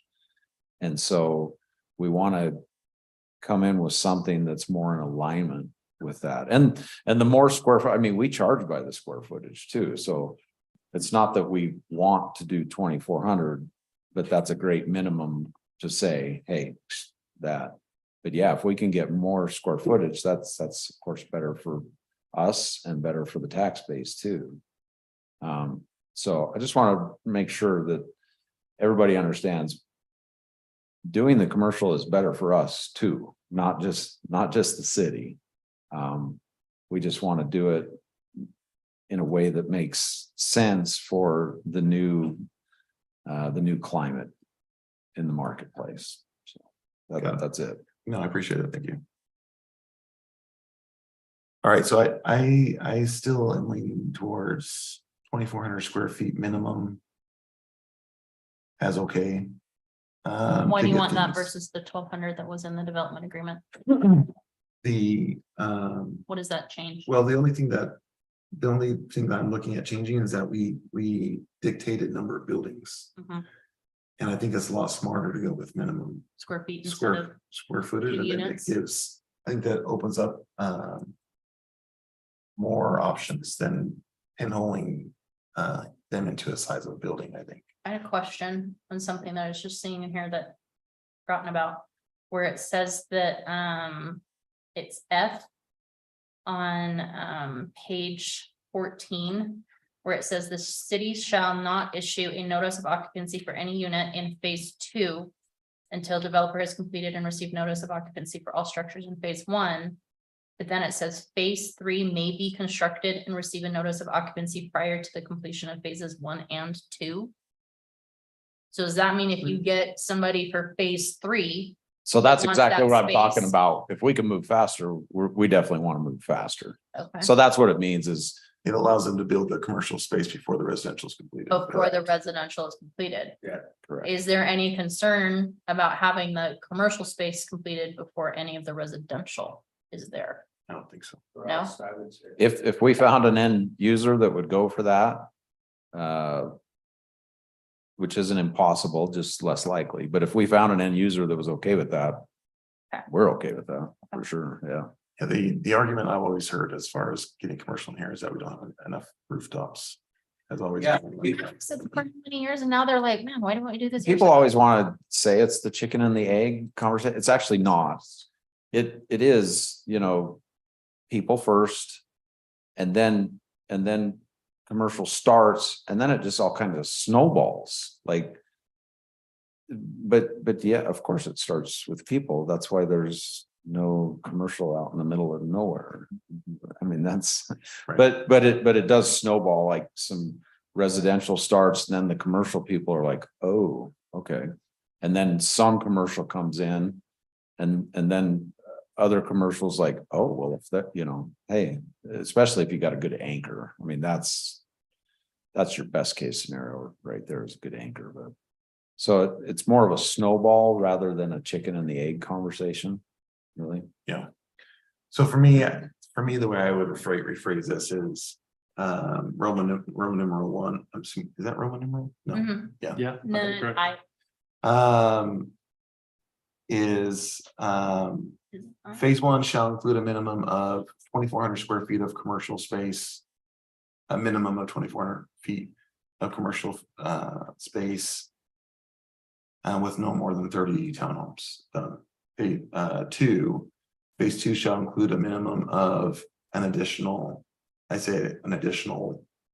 square footage. square amount. footage amount, Yeah, instead of saying commercial retail pad, pad. just say an additional commercial or square footage amount. And then the rest as written. And then I think we can, I think the way they have phase 3 in there All remaining commercial. is. Do is we say fine. pads or do we have to give the remaining portion? Or amount of the commercial since we've gone to square footage instead of pads? You would do pads right now because that's what's the site plan is approved for. And so then if there's amendment to the site plan, then it's still gonna be commercial pads, no matter what. Still a commercial pad, okay. Do you guys have any allergic reaction to what I'm proposing? No.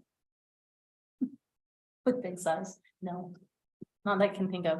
I noted we are short 2 additional commissioners, so of course we don't get their weigh in and thoughts and everything on this. I know we can't discuss obviously because it's not part of, you know, what's being requested tonight, but some of the concerns I do have with the gym is obviously just making sure that no parking along South River Drive, especially no parking on the north side of the street and then trying to cross over, as I'm starting to see some people do at Highmark. Yeah. I have an opinion on that and I'll talk about it with anybody after the meeting if they like, because Yeah. you're putting your kids at risk. Stop it. The other thing, sorry. Scrolls. The 24/7 hours being open 24/7. Just again, we've got residential that's gonna be right there. And just wondering about the potential noise impacts that'll be generated. I don't know if I think it'd be minimal. sounds I'm a little concerned buildings are about gonna be pretty sound. soundproof. You're Yeah, not gonna hear a 6 o'clock, body pump class going and, Yeah, it should be. Okay. pretty- I have to bring We'll that tell up. them to put the speakers out of the outside of the building to broadcast the high. Wake class. everybody up. It's getting to be a pretty common thing in commercial, but also I would just remind, like, it's. What's the demographic going to a gym versus, smoker friendly? I mean, it's a different demographic, right? And so. Generally speaking, the vast majority of people. Get to a better station in life by better personal habits and better personal character, right? So, And I see a lot of benefit to it too, just because we're removing those driveways that we had along the shared, playground with Highmark, which I was never a fan of and favored. As well as the, there was something else and it just fell out of my head, sorry. I'll think that in a minute. Wasn't a problem. It probably was. Fell out of my head. Well, the Oh, last, delivery trucks, sorry. oh, yeah, yeah. The fact that there's not gonna be deliveries being made like there would with, Yeah. a restaurant or a drive-through or something like that. You're not gonna have to worry about. Like an Einstein. Or- would want a delivery. No, they're bigger. They still need. They probably do still. Nicholas. That was well done. That's like the best one liner we've had on the dice. That's good. yeah, by the way, with those, I mean, that's a great point. That I hadn't thought about, but that's also gonna mean less. Large truck traffic Mhm. Yeah. on South Weaver trying to get in and out of there. Yeah. But that's actually really good. And does it change the, Yeah. they know we had the garbage, for the commercial buildings, we had those That was a concern. areas that were designated for the bins. And obviously collection trucks coming in, that will probably adjust and shift a little bit. Yeah. If that was to come to that kind of a, Right, your dumpster need would probably diminish the gyms. The only other thing I forgot to mention is the letter of intent and the mayor said like ready to go, but he said some words that I forgot. So the one trigger that you could put, and what Mayor was talking about is that all the building permit fees are paid. Oh, Right. And the building permits issued. So that's very typical. If the building permit's issued, it's typically paid for, right? So, but you could put a building permit issued, or you can put the building permit fees are I paid. was trying to think of the simplest way to say that without as many words. So if we just say building permit has to be issued, The issuance of the building permit issued and fees paid. I don't think we have to do that because we won't issue the permit if it's not paid. Yeah, Kim is Cam, you weigh in on that. Kim is feisty and will never She wants her to. relinquish a building permit unless you paid for it. Can't issue a building. So I think we can simplify it with just say building permit has been issued. I don't think we need a letter of intent or anything like that, just building permit issued. No, I still think we want letter of intent Well, you. and site plan. The only, Doing the the only, construction. if you're, well, the risk is that they build a building that's empty. When they be building, a building that they have somebody that's intending to I know, use the space. That's what I'm saying, but if they're building, if the building permit's been issued, either they have a tenant. Or they're just building to gotcha. satisfy the Gotcha, need to have square footage Gotcha. available. gotcha. Now, on our end, I mean. If it's gonna be tied to building permit issued. There's always the possibility that we don't have someone that wants to use it. No. In which case, we'd rather just build it. And then try to get users. If you build it, they will come. Sometimes. There's a Eventually. baseball field close by there, so I think that Yeah, applies. eventually. So I would be cautious about, on our end about. Building permit issued and letter of intent. I would rather see one or the other. Kind of thing. I think building permit issued satisfies what we're looking.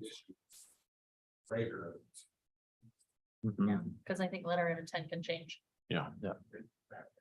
They can back out even when it's being built, There's no skin in the game. so. Okay, so are we in agreement on the changes? Who wants to tackle thing? I was You- trying to write it out and I sort of. Want me to do it? You could, I think you've already got it. Down over there. to make a I'll just motion make that simpler, one you right could now. just, as described by Jeremy earlier, right? Oh, there we Based go. on the discussion. There you go. Is- Now you can do it. Michelle, you got all of that, right? Okay, talk about. All right. This has been really interesting. 20 to 22 to 2020 and 20, yeah, all of that. It really is helpful. Because then I would have an idea as to what you want, if you can list out Mhm. what you know, Okay. items or the conditions that you're setting. I just think that's fair. Yeah, I'll attempt it and then Trevor, just keep me honest if I'm saying it incorrectly. We'll nudge you. All right, I move to recommend. City council approve. Item number 4. With the following. Amendments. 1. That the garage size be adjusted to 20 feet in width and 22 feet in length. The minimum. As a depth, sorry, not length, depth of 22 feet.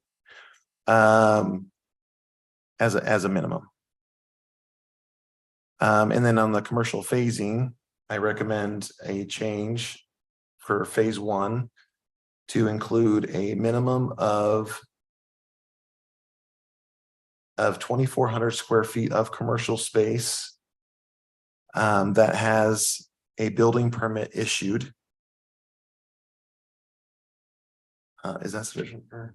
And then Or look at that, constructed 1%. concurrently. Is that good? In the restaurant, constructed concurrently.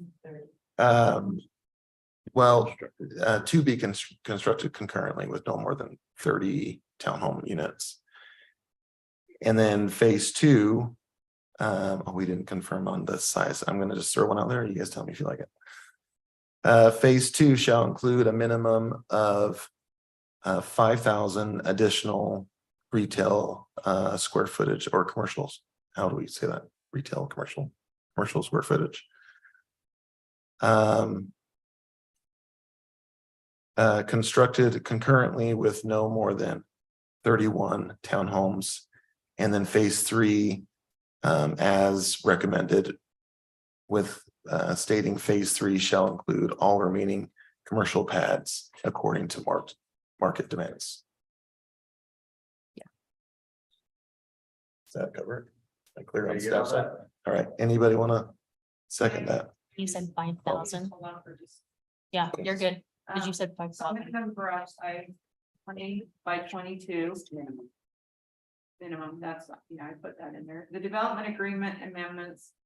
Phase 1, wait, nope, here we go, sorry. Phase one shall include a minimum of one retail pad no less than 2,400. No, Remove the one retail pad. Okay, remove the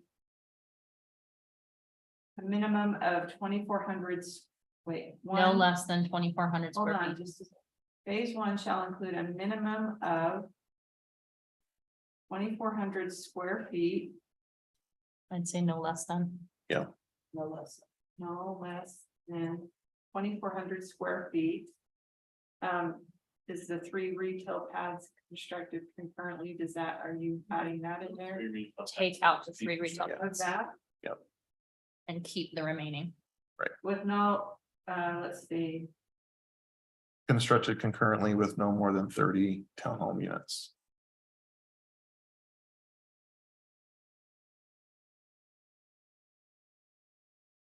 okay. Phase two shall include a minimum of 5,000 square feet. You just said 5,000. 5,000 additional square, yeah, square feet of commercial space.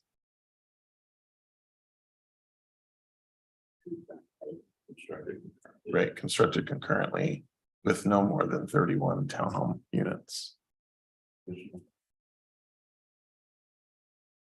Phase two shall include a minimum of 5,000 square feet. Commercial space. Of additional commercial space. So of basically what I'm additional saying there commercial is, Space constructed. Concurrently. With no more than 31 townhome units. correct, Phase three shall include all commercial pads according to market. Demands. That, you can say all remaining commercial pads. Since there's still technically commercial pads left in the site plan. okay. Is that correct? Yes, Mhm. That's why we worked through this together. yes. But Yeah. did you have the part about the building permit? I don't have any The Oh. issue. Oh, sorry, yes, I need to add that. You want that as the next, as a condition, another. Condition? To be included in phase 1 and 2. We require building permits to be issued. For the requisite commercial space. Yes, in order to release certificate of occupancy. For 1 and 2. Right, In order to what? in order to release certificate of occupancy. Does that cover? And then you want that in phase two as well? Yes, Same words. yes.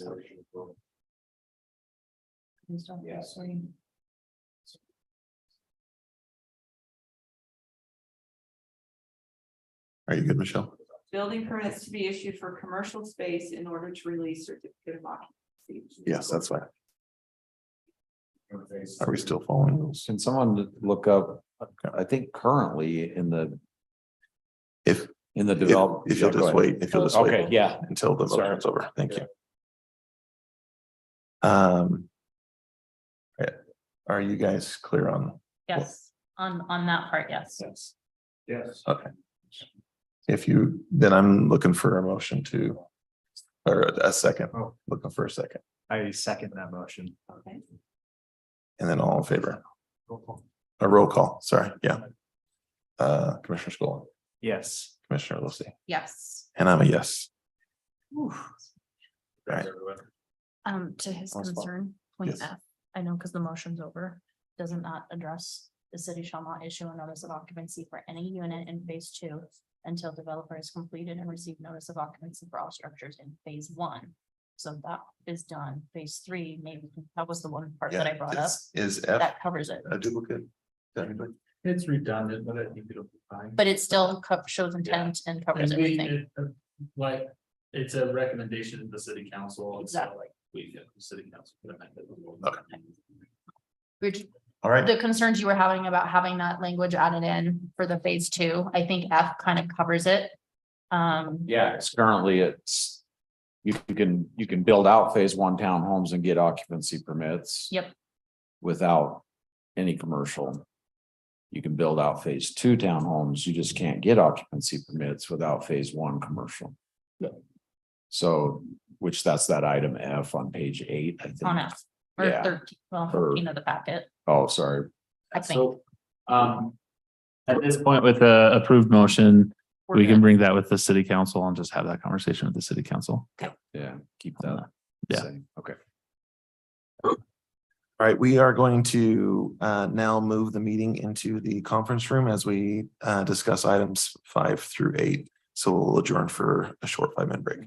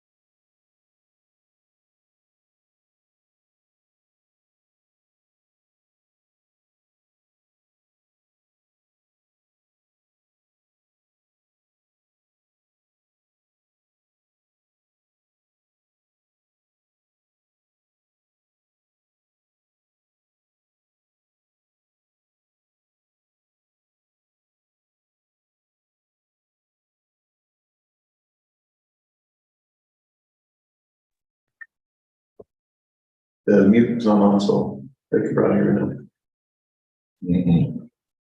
Yeah, that's it. If I can see the owl eyes every night, they didn't get to hear me or TV. They can see you. So, what's the proper procedure to like reopen the? Yeah, just welcome back. All right, welcome back from our quick break. We are now in the conference room and we are prepared to go over item number 5. As we discussed the South Weaver City Code Title 11 State Code Compliance and Development Standards. Trevor, did you want to do this one? I do. Okay. Okay. All right.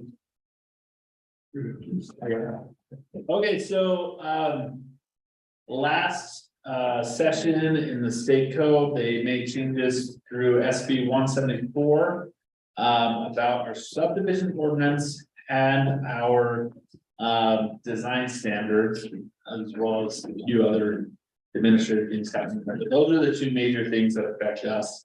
I moved this into this room just because there's no decision we made tonight that's a recommendation of the city council or anything. I wanted it to be a conversation together.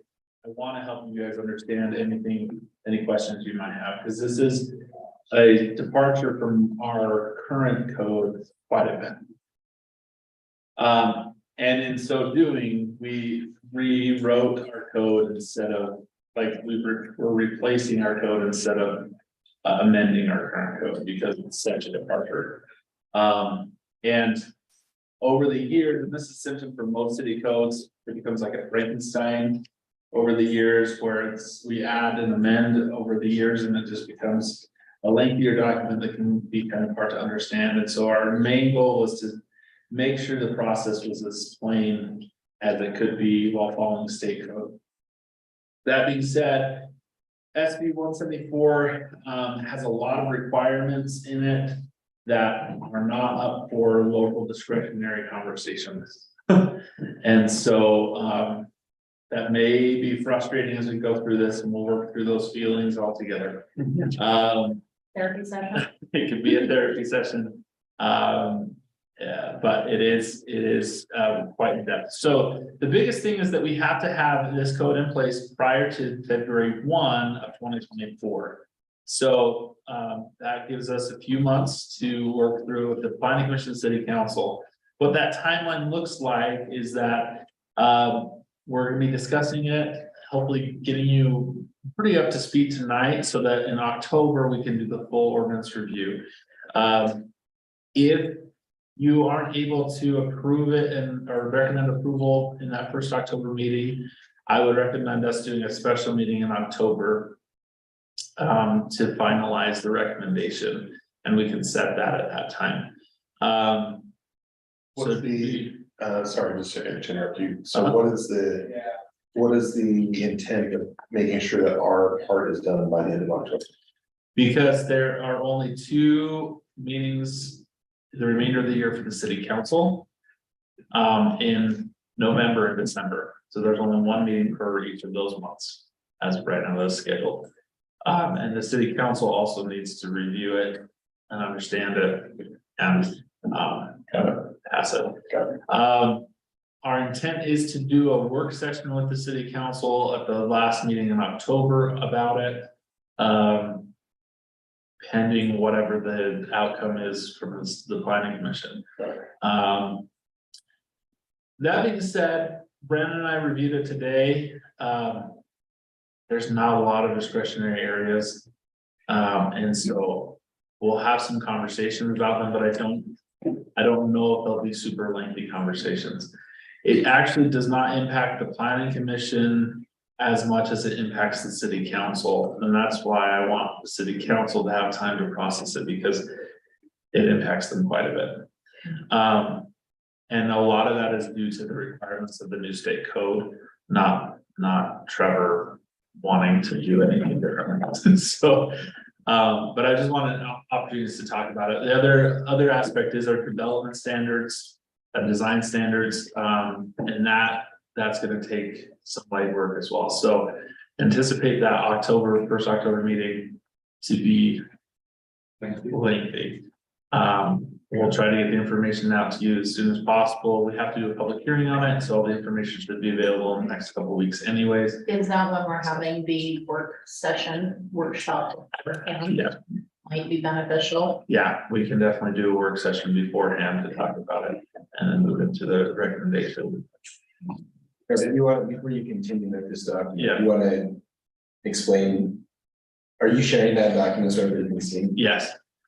You wanna explain what it is, where it came from? Yes. So the Utah Leagues of Cities and Towns, Todd Godfrey, is their attorney for the Utah Leagues of Cities and Towns. He is one of the foremost land use experts in the state. Really knowledgeable. He happens to also be a partner in the law firm that we contract with. So it's extra nice because we get his expertise on a lot of things through Jamie Blakesley, our city attorney. They formatted this document to help. So this is the guiding document that we've been given as cities to help us understand how we need to implement the code. And this is kind of our checklist of what we need to make sure that's in the code that addresses those things. So the first question that's asked is, do we have to update there's our subdivision ordinance? And the answer is yes. And we're proposing to actually get rid of Right. our entire Title 11. We're replacing it with the updates. And once I show you, I hope you see why I reading through it, it's a lot easier to understand. So the first step is check our current. So this is kind of going over what we have done as staff over the last 7 months to review our code and understand it more. I've been to multiple trainings throughout the year on this. So we need to make sure we've designated in our subdivision ordinance an administrative land use authority for preliminary plats. This can be staff or planning commission or a subset of the planning commission. This is a local policy to make, so that's our discretionary item. Is it staff is the local land use or the administrative land use authority, or is the planning commission? Our recommendation is that the planning commission is the local land use authority for preliminary plats. That's how we've done it in the past, and that's how I think we should continue. But it is a discretionary item where you can also choose to recommend that it's staff that does that. I would not necessarily recommend they make that recommendation, but I'm just telling you it's an option. Some options considered preliminary plat can be reviewed by staff. The planning commission can review in a public meeting or a private public hearing. Right. State code allows us to do a preliminary plat and any plats without a public hearing. So that's another discretionary item. Is whether or not we hold a public hearing for plats or just hold public hearings for the legislative items that come before you, like land use ordinances, development agreements that have a land use ordinance attached to it, zoning applications. Those are all required by state law. And our code right now, it actually conflicts right now. There's a section of our code that says the city shall not hold any public hearing that's not required by state law. But we also say that it should hold public hearing for plats. So. And are these 1 to 2? I thought I read something up there that this is just for 1 to 2 family flats. Yeah, single family and twin home. Okay, and townhomes. Townhome flats. The multifamily are different, but this is single family. On the comment about public hearings. Yeah. I think the reason that you would maybe want to consider not having a public hearing for an administrative item is because it's if it meets the code, it gets approved.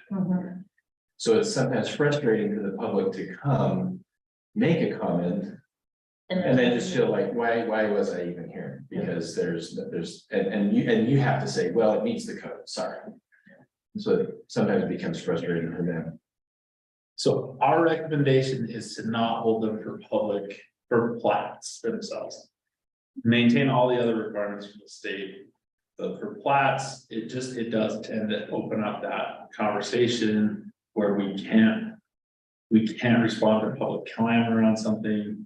You know, there are sometimes, and like a conditional use permit, while not part of the subdivision ordinance. Is something that is also something that doesn't have to have a public hearing. But we would more likely recommend to keep those public hearings because we can impose conditions that we may not be aware of because this residents around them say, well, so and so, like these homes are always busy between hours of X and Z or whatever. Right, and so that's our recommendation that's in the code, and now that does not mean that you have to keep that recommendation, you can still put that in there, the state code allows us to still hold those if we wish. But it is something that does, and we've seen, tends to upset the apple cart a little bit in some of our conversations. And tends to make you guys look like you're Not listening. not listening, right? But we'll talk about that a little bit more as we go. The final plat cannot be reviewed by the city council or planning commission. For smaller towns, it can be a subset of the planning commission, it could be a couple members of the planning commission, like the chair and vice chair. But we don't meet those qualifications. And so it's the staff, if you have staff could manage and be designated in accordance to the administrative land use authority to take the process of final subdivision review through the recording process.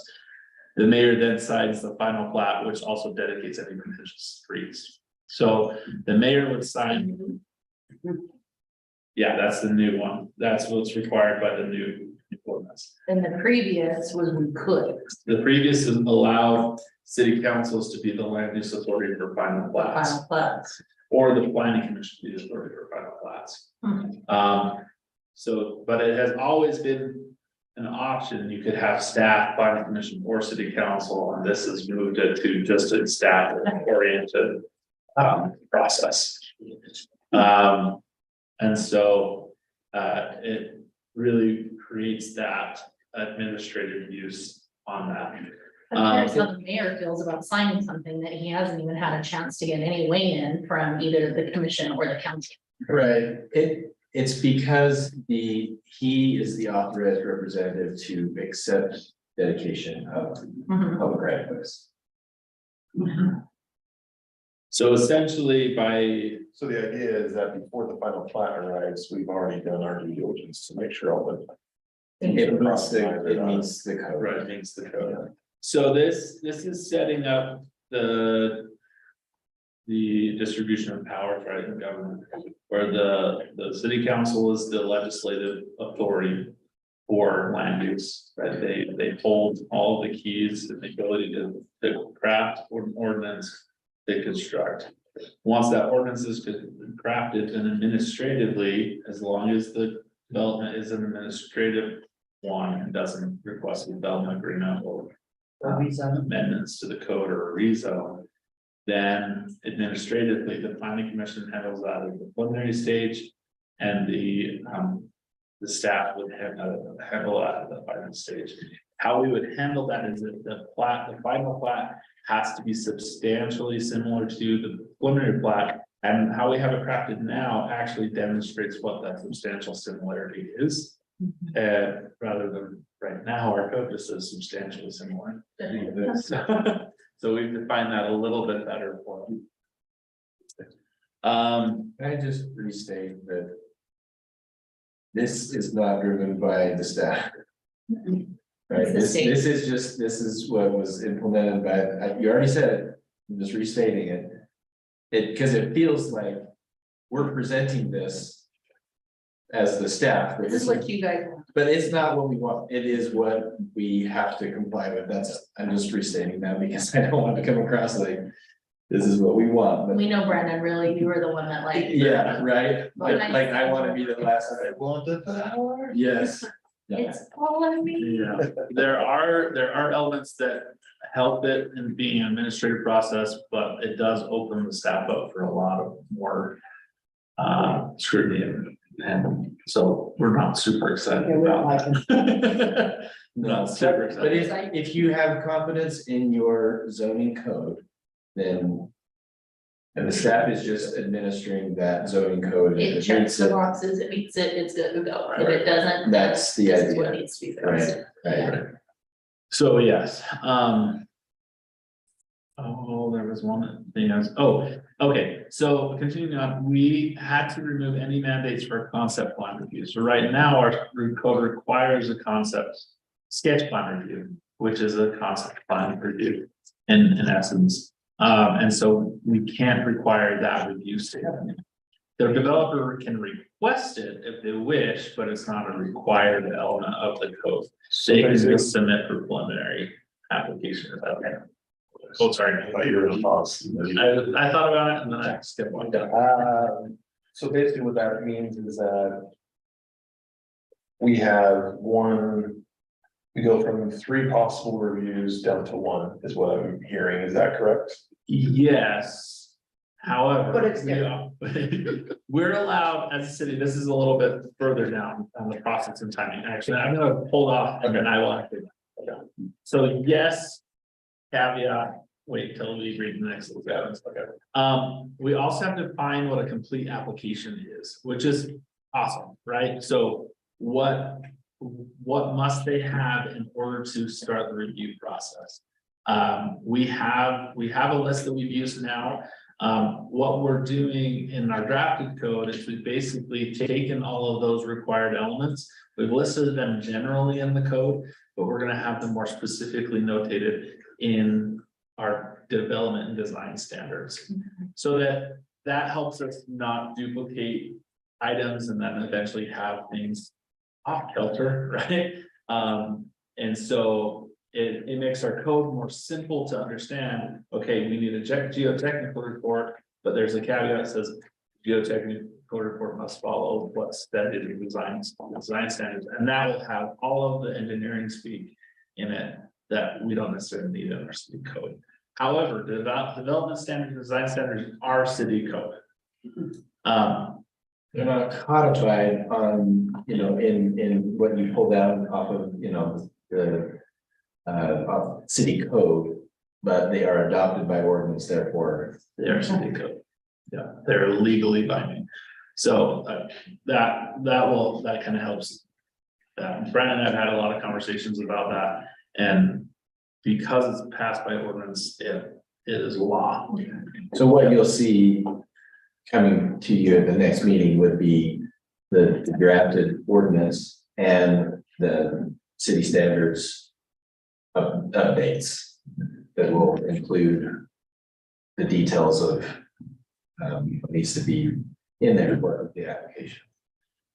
But it's only housed in one location versus sometimes duplication. We have. Yeah, it's we easier currently just have- to reference the design standards. That way, if any changes in future legislation, we can just update the design standards instead of having to go through what we're going through now. It makes it much simpler, Yeah. almost like moderate income housing when you're dealing with general plan. Oh, It yeah, references moderate income housing, so that you can go to that one specific Yes, section. and that's then- why.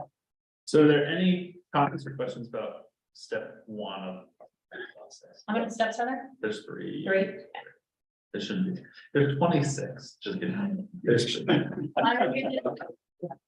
Personal privilege. Step 2 is the review process and timing issues. So under the new law, preliminary and final plats review are only the steps allowed within this new subdivision process.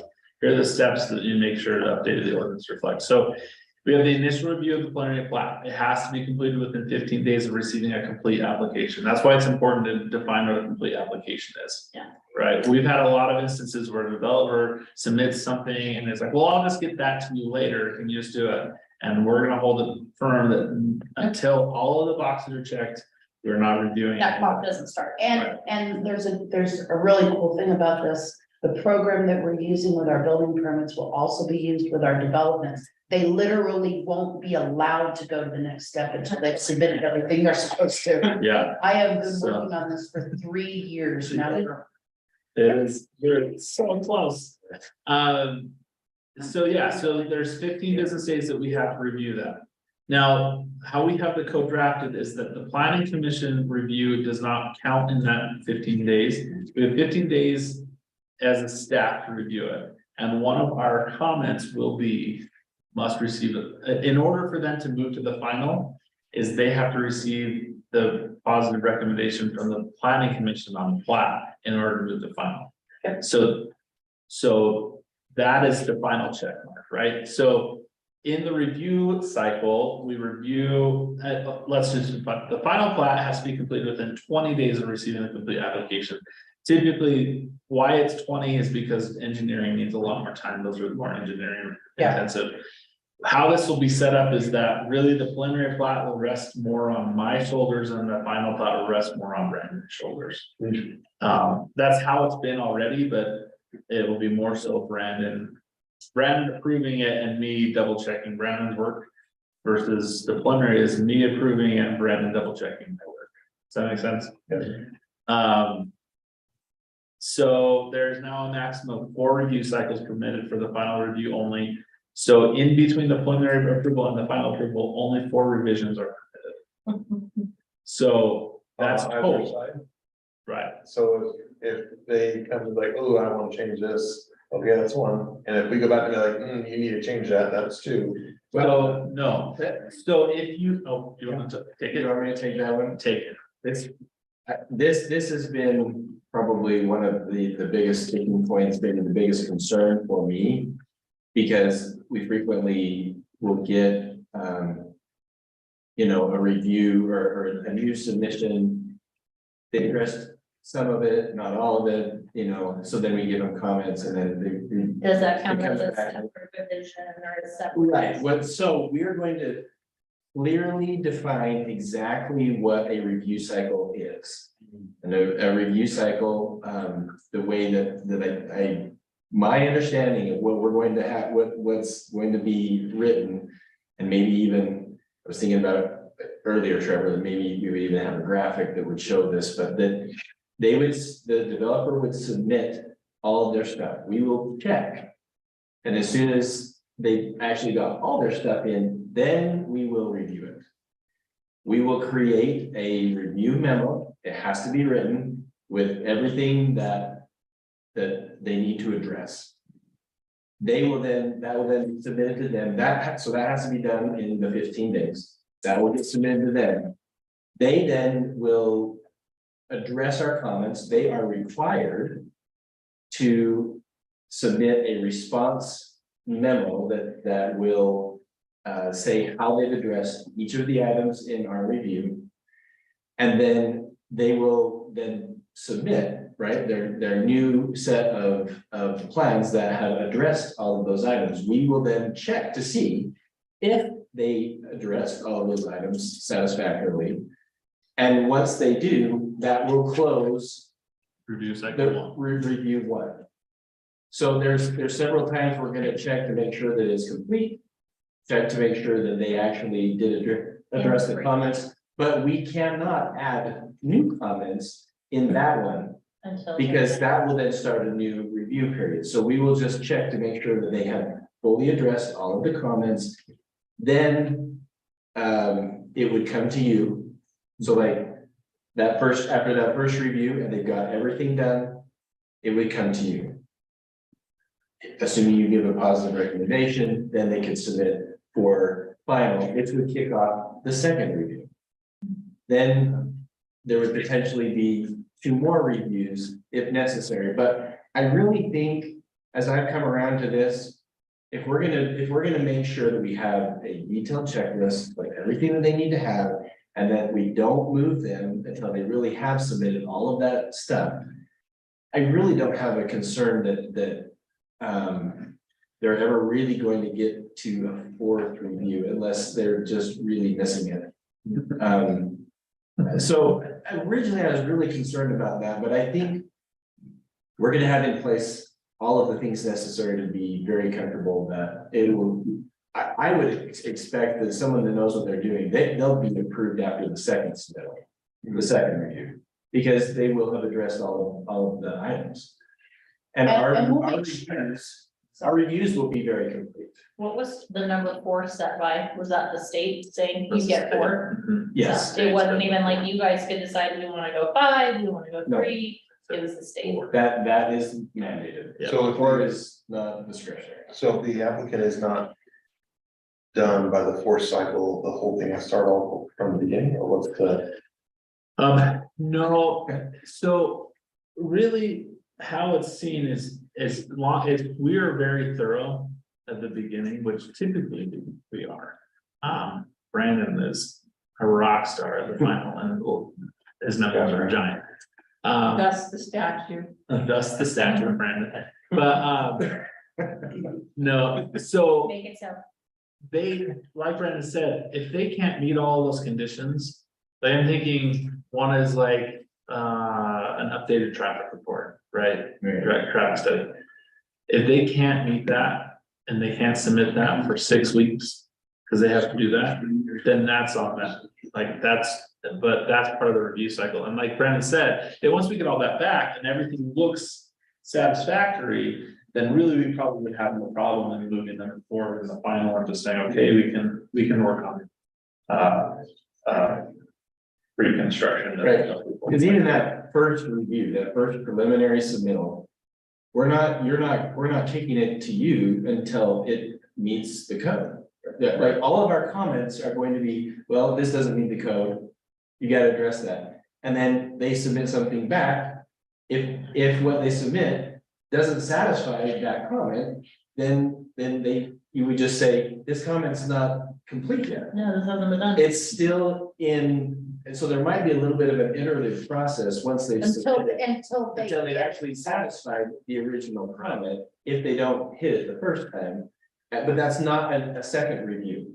As long as we don't depart from the original comment, adding new comments, then it's not a second review. Right, if we reviewed that traffic study and said, okay, now I need you to get me this thing Mhm. from it, then that would constitute a new requirement and therefore kick it into the review cycle.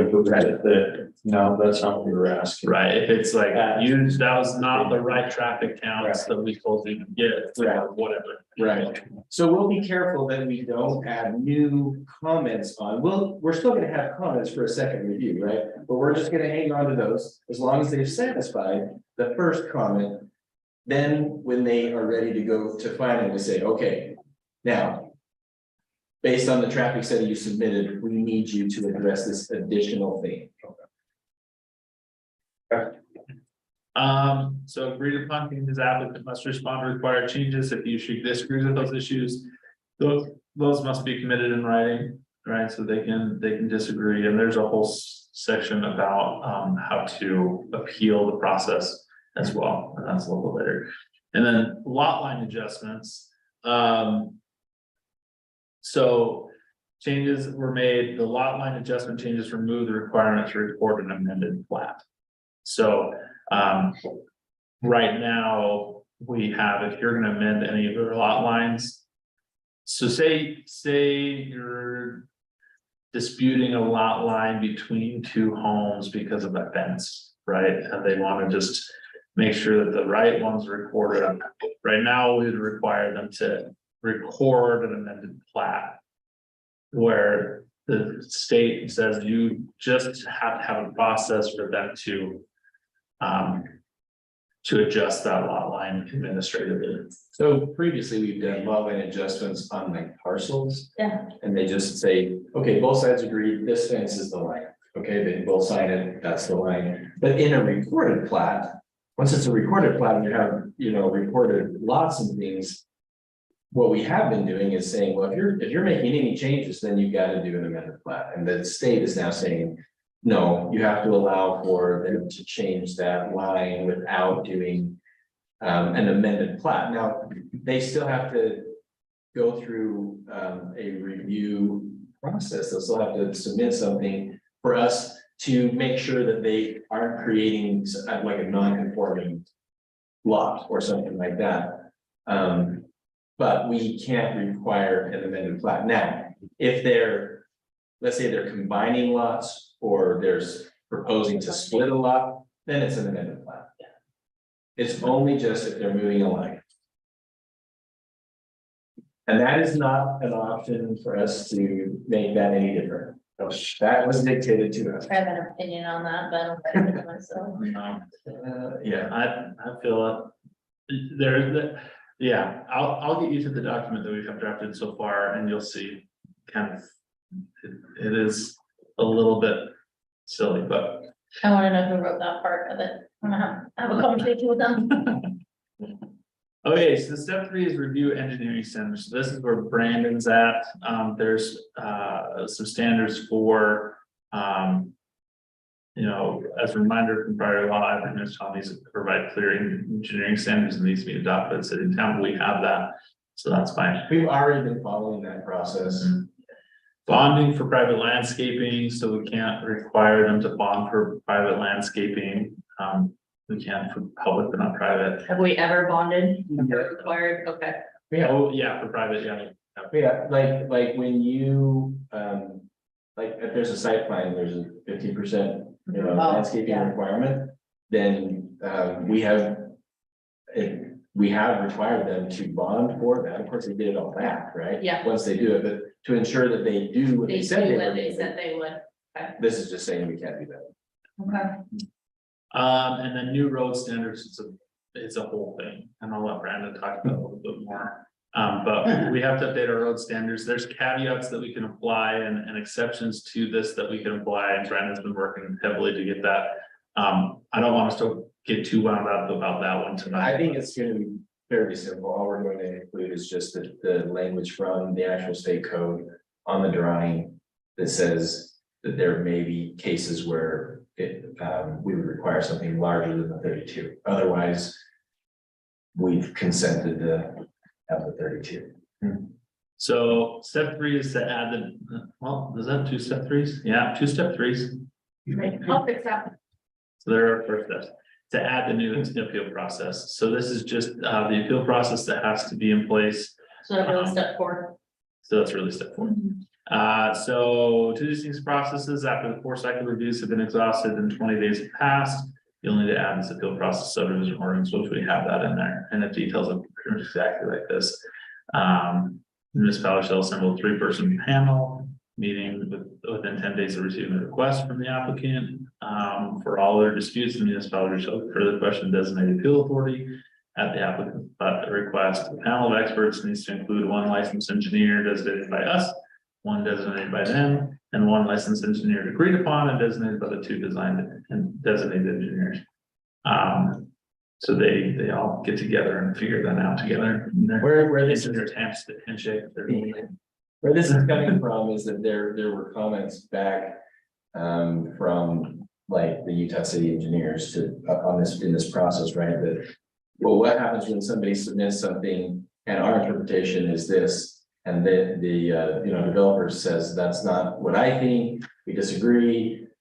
So and then they have, you know, an engineer, their own engineer, right, that says, well, this is how I see it. So like, I'm saying this, you're saying that, we're both engineers, but we're disagreeing, right? Understand. So they're saying now, the appeal process will be that you will select a third-party engineer that both of you will agree upon. As an arbiter. And yeah, Yeah, you get to and be they'll the make a mediator. decision and their decision is. Binding. Yes. Okay. So the members appointed to the panel may not have an interest in the application in question, right? They need to be completely unbiased toward that. So if you're the developer, that's also an engineer, you can't be that owns the land, You right? gotta be the developer, not the engineer. Can't do. So you have to get a different engineer to do that for you. We each pay half the cost. The panel's decision is final unless the municipality or applicant petition for district court review within 30 days for the final decision. So, yeah, so that's the final. What's the total cost? I'm just curious. It's just whatever the engineering fees will be for the review and discussions. Millions of dollars. No, I'm just kidding. It probably be, it depends on the complexity of it. How many hours it takes to. Yeah, it'll be hard to take go through it. Cause I'm just wondering what the future expense would be for potentially a municipality if you got into a situation. I mean, I would anticipate we wouldn't go through the appeals process very often. Okay. I don't think so. We do have to come up with an appeal fee, from Right, what that says, so. right. That's fine. It would be if there was. You know, something where. Yes, ultimately Trevor and I. Interpret the code this way and they are just fighting you on it. Yeah. Yeah, and we feel like, you know, it's a life safety issue, then we'll say, well, we're going, you know, if we need to go to this process, we'll go to this process. Yeah, yeah, so, okay, so that's the guiding document. Any questions on those? Fairly straightforward. Okay, so this is the beginnings of the drafted code. Ooh, that's a lot of red. Yeah, so I color coded things based on what we can and can't really change. So So is the red, don't even try it. so red is, it That's why means it's state code, yellow is. There, it's a discretionary item, but we would highly recommend you take that option, and green is completely discretionary. So I'm just gonna slowly go through so you can see visually where we're at. Only 21 pages. Show me some green. So. Show me some green. We can talk about that title. Oh, no green. Actually, oh, at that. Oops, look at that. Wait, stop. Not Okay, reading. so I'll go through a little bit. I just wanted to do, I think it's an interesting look through, because I was like, I wonder how much, so we'll go through a little bit, we won't go too in depth on this. But again, one is the title, right? We can title it whatever we want to title it, anything, as long as it talks about subdivision ordinance. So we can say the Austin Pool subdivision ordinance themselves, so we want to. Again, I would just, our recommendation is just take what we've written. Now, this is the purpose, I mean, you could technically reword this and wordsmith it, but it just talks about. We need a subdivision ordinance and you need to comply with the subdivision ordinance, so it's all really boilerplate. So is every city gonna have that exact section? No, I did borrow this from, another city, they started a draft and they're like, do you wanna see it? And I said, absolutely. No, I wanna write my own code all by All myself. from scratch. Yeah, I like that going sounds road. like fun. I mean, I've had to come through it pretty in depth. Definitions, again, definitions is something we could look at defining, but these are all fairly standard definitions. I mean, they could all technically be yellow, but for the sake of conversation, I just don't feel like maybe we shouldn't sit and talk about the average percent of slope for an hour or an alley, right? Because those are all fairly standard definitions. You will obviously get the whole ordinance, and so you can read through a copy that does not have these red and yellow marks, and you can make your recommendation, but for the sake of the conversation, I just didn't want to get hung up on every line of the code. So those are all the definitions. You would run through so much printer ink if you tried to print that out. Right. All right, so the necessity of subdivision plat approval. This is basically just says that you need a subdivision plat approval in order to sell the property. It's unlawful to do so otherwise. There are some exceptions, right? And those are detailed a little bit down.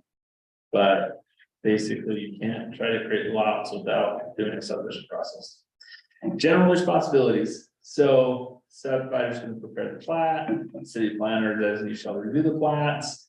Plats or plans post subdivision may refer to the city planner to any other departments. So that's all pretty boilerplate, right? That we'll just review those on that. The thing that this is the first option, right, is the planning commission shall act as the administrative land use authority to review and approve preliminary subdivision plats and plans with relation to the code requirements and design standards for public improvements. The planning commission shall review the subdivision for performance. The general plan in title 11 of this code, and the planning commission shall review preliminary subdivision plats in accordance to the standards outlined in chapter 11-4 of this title. So that's yellow because you can choose to have it be staff review all the preliminary. Again, I would not recommend that. I think it's good to have you guys as the land use authority and for the preliminary plats. And so Is this basically opening the door to where not every city does not no longer need that planning commission? Is that basically what I'm saying? well, there's You could still also- the planning commission, just You as an only administrative for, yeah, process. only for certain You'll still need to make recommendations on land use items, like any future changes to other, yeah. Zoning changes or things that are related to land use, you're still making recommendations for those. So they just open the door to allow it to be a completely administrative process if you wanted. So some planning commissions can't get together as often or have issues like coordinating schedules, and so they may need less. And so it might make sense for smaller cities and towns to say, you know, the planning commission will only really be the advisory body for land use legislation. And administratively, staff will just handle the review of subdivision plans because it's administrative. I would not recommend that here. I think it's valuable for you guys to be that frontline defense in the preliminary. When we do the final plats, we will look at what you approved as the preliminary plat, right? It's an approval. It's not a recommendation. It is an approval. And so that's what we would, does this meet the configuration that the planning commission has approved already substantially? The item that is discretionary here is the planning commission shall hold public hearings for general plan, zoning map changes, and any other land use ordinances, application amendments as required by state code annotated 10-9A-1, all those numbers, and as otherwise required. So the change on this is the removal of subdivision plats. If you still want to hold them or recommend that we hold them, then that's a totally up to you guys thing. We did not include it. Yeah, we didn't include it because we feel like that just makes it harder for you guys to do the administrative items, and just so then it places more importance on the legislation so that we can be proactive and not try to be reactive on public comment. But there's lots of mixed feelings too, because I also was like, well, it's kind of nice to say that we asked for your It gave input, you a chance to weigh in, right? whether you did it or not is, Well, I know, but the thing is, on those, the public comment, we can't really do anything with it. Like 99.9% of the time. Right? All it is well, unless it's a safety, unless it's a, you know, I mean, Unless we miss something, we right? did something. That's possible. Or something gets brought to light that nobody's aware But think back how long we've been on the planning commission, how many times did the public bring something to our attention that we missed? of. Yeah, Um, whole takes offense. I think the majority of the time, what happens is there are community members who don't like what's being proposed. So they're expressing their frustration to us, but we can't do anything about it because it meets code, right? So I totally get why you guys took it off. My question is, if we don't have the public hearing for the citizen concerns with the planning commission, does that mean that gets moved to the city council, or? Yeah, No, or there's just no more time for people to express their opinion. There's an open comment area of the meeting. Keep in mind, like a rezone is still gonna have a public hearing. Right, so if there's concern, like that's the time for the public to say, you know, you're proposing to put. You know, whatever zone here, and or that you're requesting that, and we have some serious concerns about that. Well, that's a discretionary item, right? You guys can recommend not, you know, to deny the rezone, and city council doesn't have to give the rezone. So, but once it's zoned. And the rules are set. That's where then we come back with a plaque. That if it meets the code, if it meets it. At that all the point, setbacks, all of the. right, it feels like it puts you guys in a bad spot. Because they're coming here with their concerns. They're feeling And you like can't you do it. asked me for my comments. And you have to say, I'm so sorry, we can't do anything about that. But I personally have no problem having a public hearing for it. It just was a thought. Yeah. It places importance on the discretionary items, right, where that's really where they can influence decision making. It will be, however, very difficult for a few months for those who are used to that process. Yeah. And I've known cities that have already moved to that because the state allows you to take that away. And some of those cities are, I mean, I sat as like a fly on the wall at ULCT listening to some planning commission members talking about how they get frustrated citizens because this plat was approved and we didn't even get to tell you anything about it. And they say, well, it met the code, but we wanted to tell you about it. It's like, All right, so I see that one definitely. yeah, for sure. So think about that. It's not set in stone, and like I said, I put it as. We can adjust Yeah. and. Right. figure out what we like. Whatever you want to do. You can, And just know that they always have the ability to talk during public, Always. always. And So it that- doesn't matter, they That's can not being always, impacted at all. no, and so they can always bring those forward, those. that this doesn't have a public hearing, but if you have any Comments to during the make. public comments, like, yeah. so we're They not could- saying they we're could ignoring constrain you. But you say here because it implies that there's nothing we can literally do about it, but if you wanna put on the record, have your opinion, or Yeah. then say it now. Yep. You know that we're all just listening because it's the code to code and. Yeah. Right, Yeah. if you have a packed house, then that's probably a good idea, right, to just say. There's actually no public hearing for this, but we would, appreciate your comments. Now's the time. Now is your time to speak. So that way at least they can be heard without having a public hearing and then coming forward and saying things that can't affect it Or anyway. you can just put public hearing as required, it's totally fine. So chew on that for a little while. Yeah. G is just an item because if you didn't want to be the review body, then we just have to change. it. But again, I just recommend keeping it that status quo, because that would be. Excellent. This is highlighted because it deals with your review and our advisory role to you as you all. Right, administrative land use authority, so this says, this is only discretionary because the South Beaver Planning Commission shall act as the administrative land use authority on all matters pertaining to preliminary service plat. Again, if you didn't want to do that, then we just have to change it. But I Just turn that on to red. I agree with that, and that's the feeling, like, but I just want to be as transparent as possible that there are options, I don't know many.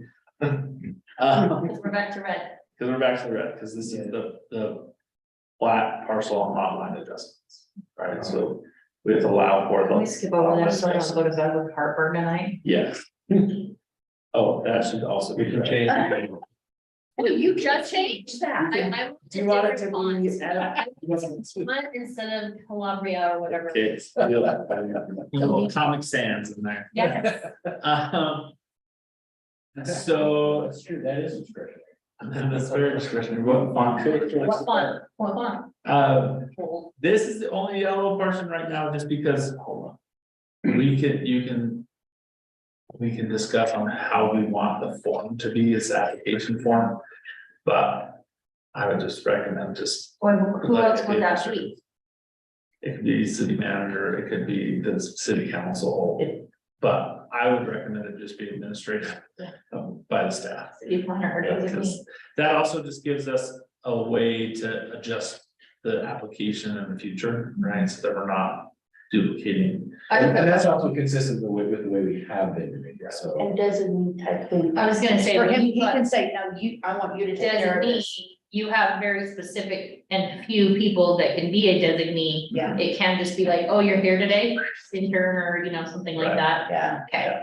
Yeah, so it would just, you see a lot of designees, I mean, our current code says city manager or designee. Right, and it's just in case. Like Kim is our building manager and she handles the applications, so it's like, Kim, go ahead and. It's Update. someone with the authority, the knowledge, the understanding, it's not just. Yeah, Someone's on vacation for 2 weeks. it has to be the designee of the city planner, so I agree with that, right? So. You have that made, and then they can designate who they would like, and you would hope, you can't. We would hope that would just be a competent individual that could make those. Well, we come back on the planner if that person had selected the. person, They did right? something. It ultimately comes back up to that person. So here's one that's super discretionary. So the first little bit is if the planning commission wants to review again. Item D is super discretionary and we can omit it if you'd like. I just want you to chew on it. I'm thinking about administrative process for these smaller subdivisions. Now, I put 4 lots because that matches our private road ordinance. We allow 4 lots in a private road. And so you have an 1.5 acre parcel that a family wants to subdivide. And it just cuts down on the administrative overhead for that. But we don't have to do that. That's not required by state. It's just a way to streamline the administrative process. Right now, we have our minor subdivision, which allows you to have a combined final. However, if you want to do single lot subdivisions as a planning commission, that's totally what you can recommend, but we just know that sometimes these aren't like, they get to you guys and you're like, sounds great, all right, let's move on, and then, and so. Because they're just, Yeah, if you wanna see everything, then we'd strike this. Mhm. If you feel like for these, you know, small things, you want the staff to take care of it, then you would. Okay. Or you can change the number to 2. Or 1, I mean, whatever you want, it's.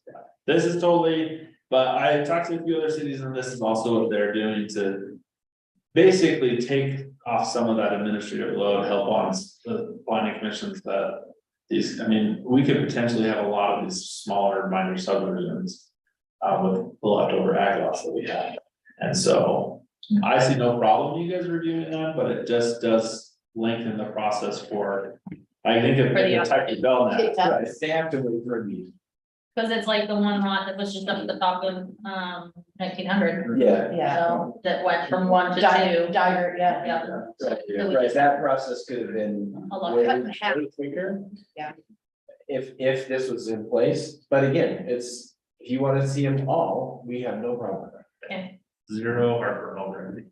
These are just suggestions and I have thick skin and no ego attached to any of this, especially the red parts. That's on the state's ego. Saves you a lot of burn. It did actually, but It actually gives them heartburn too. it does. I wish, yeah. Okay, so preliminary plat remains effective, right? So right now, state code, the preliminary plat is good for a year, right? There's discretionary that we can grant extensions up to 1 year. And that's a discretionary, whether it's me that can grant those or somebody else, right? So that's, and me meaning the city planner, right? Doesn't matter position, person, it's just position. So that's discretionary because we can change who it is, we can change the length. You take it You out. can take it out and say that you can't. I would recommend leaving it in just because it, you know, things happen. Like the gateway, right, is one that is, you know, it takes time to get through some of them. And so if you have a preliminary approval and the final is taking a while because we have to wait for the state to weigh in on something or wait to, you know, the Rocky Mountain Power has to do something, then those could lengthen. But it also means that that person could say no on the extension, right? Like, if there were some reason why they felt like, no, I don't think so. I think we need to go back and look at this again. Now that you're over your year, you're approaching your year. But if like everything stayed the same, No changes. then it like, you really want to see it again. And a year is a very short amount of time. to develop this. It really is. I mean, we've still got projects that have been going on a lot longer than a year. We're still, well, I'm not even talking about laws, I'm Riverwood. Oh, yeah. So I mean, You haven't even seen that one. Phase so, 4. No, Yeah, yeah. yeah, so, yeah, so that's a discretionary one. I recommend it being in there, but that's totally up to you guys as well. Plat phasing, so if the subdivision is proposed to be in phases, then this just basically sets the time frame on when the phases, like if you record phase 1, then that sets a new time frame for the remaining phases. You record the second phase, then that sets a year from that, right? So A year for each. your face looked like you're like, crap. No, Ew. I'm with you. So, yeah, so it just basically sets a time frame that it allows for the continued phases and we like that because it doesn't negate right? Because you go in and do your preliminary approval for all the phases. And then you'll do individual phases. Final, Finalize, right? get ready. And so that just lengthens out that. Are most of these timeframes, whether it be the 1 year or whatever, this is pretty standard with what other cities, similar in size to South Weaver, similar in size to development? Okay, Yeah, that 1 year effective date, and the state says preliminary plats or final plats are effective for a year, and if they're not recorded, then they're null. Unless the city has some other mechanism to grant extensions. And so the year is pretty standard on that, and then this is just setting, allow, I guess, to do a phasing. Lot increases, I like this, it's not required by the state, but I would recommend keeping it. The preliminary plat shall be amended if the developer desires to increase the number of lots of the subdivision or change the grade or location of the streets within the subdivision. The amended preliminary plat shall be reviewed by the planning commission for approval prior to advancing the final plat. So if they're making their adjustments for final and they're like, oh, we've got to change this road, it's gonna change the grading of it, or, you know, we're gonna increase the number of lots, then it's like, nope, that's our trigger to go back. The lot decreases and minor changes, that's defined there. I also like this, but it's discretionary, right? The preliminary plat need not be amended to decrease the number of lots in the subdivision.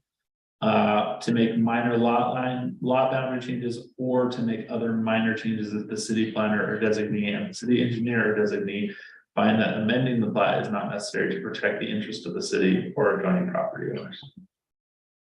so that's all up for just discussion. Right, that's all for discussion. Yep. So it defines a little bit better for us on what those changes are, the trigger of the application. So they can put less houses. Looking at your page count, and I'm like, okay, we're halfway through. We're almost done, because chapter 4 is the last major one. The other ones are very administrative, and there's no the biggest changes that we're moving a lot of development standards into development standards. We had a lot of random development standards that are listed in the code, and we feel like, let's take those out of the code and put them in the actual development standards, and then just say, look at the development Reference, standards. yeah. Final plats. So final plats is very non-discretionary. This is in there for that 4 lot subdivision, right? So that could be 4, that could be 2, that could be That whatever, could be 0, that could be, arbitrary, yeah. However we want to set. 17.5. Yes. Perfect. Final plats bill, that's by the state, review cycles by the state. Written response, all of us follows the state requirements. The appeals process is in there that follows the state requirements. So, who could be eligible for the panel, financial obligations. Your computer's about to die. Yes, it's slowing down, but we're almost done. Approval of plat recordings and final approvals. We have, and this, I should mark this as discretionary.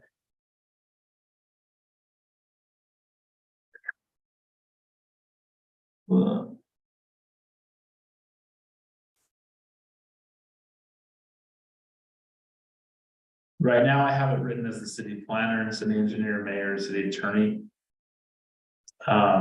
Because we're the administrative approval for the final plat, but we can replace that with the planning commission chair on there as well. Some cities are putting planning commission chair, some are putting just the approval committee out. of line. Nowadays, they just bring it to me. I make sure it gets. Well, Kim selects it, but this is who signs it. Oh, signs it. Yeah. Yeah. So. This would be a change because you're used to saying, Right. but with the process being different. Administrative.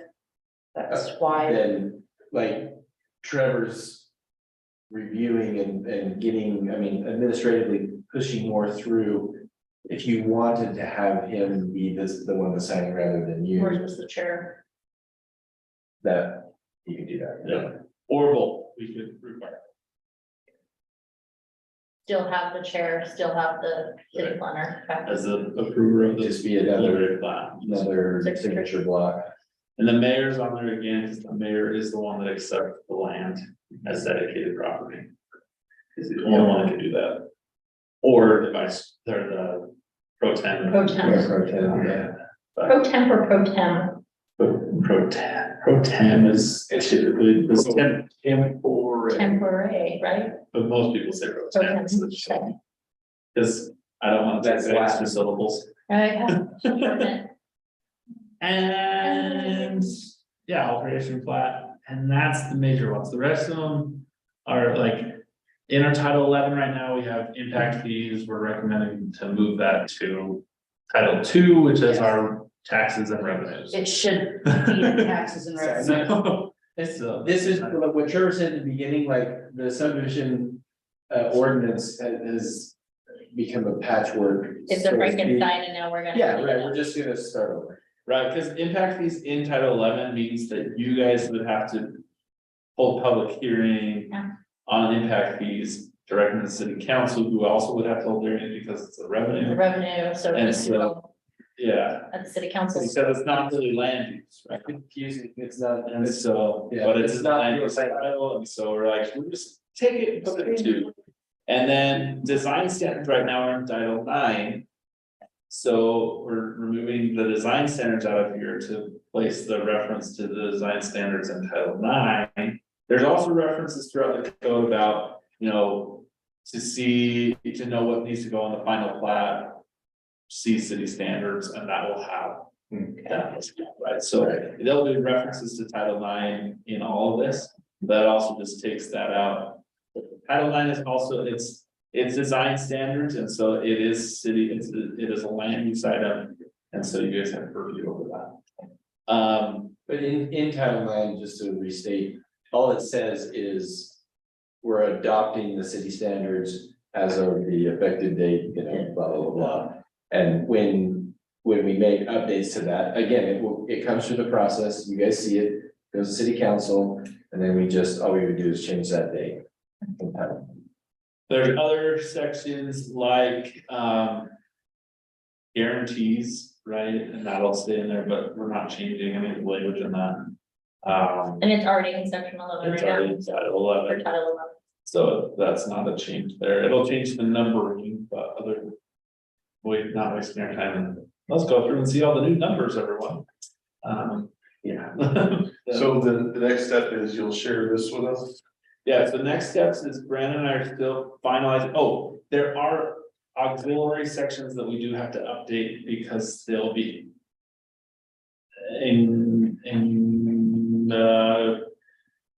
Impacted. They're impacted by the code, but they're also in conflict with the code. And so, like our sensitive lands process, Mhm. it requires a conditional or a sketch plan review. We can't have a schedule. You can have a set of sketching For sensitive lands. for sensitive. lands.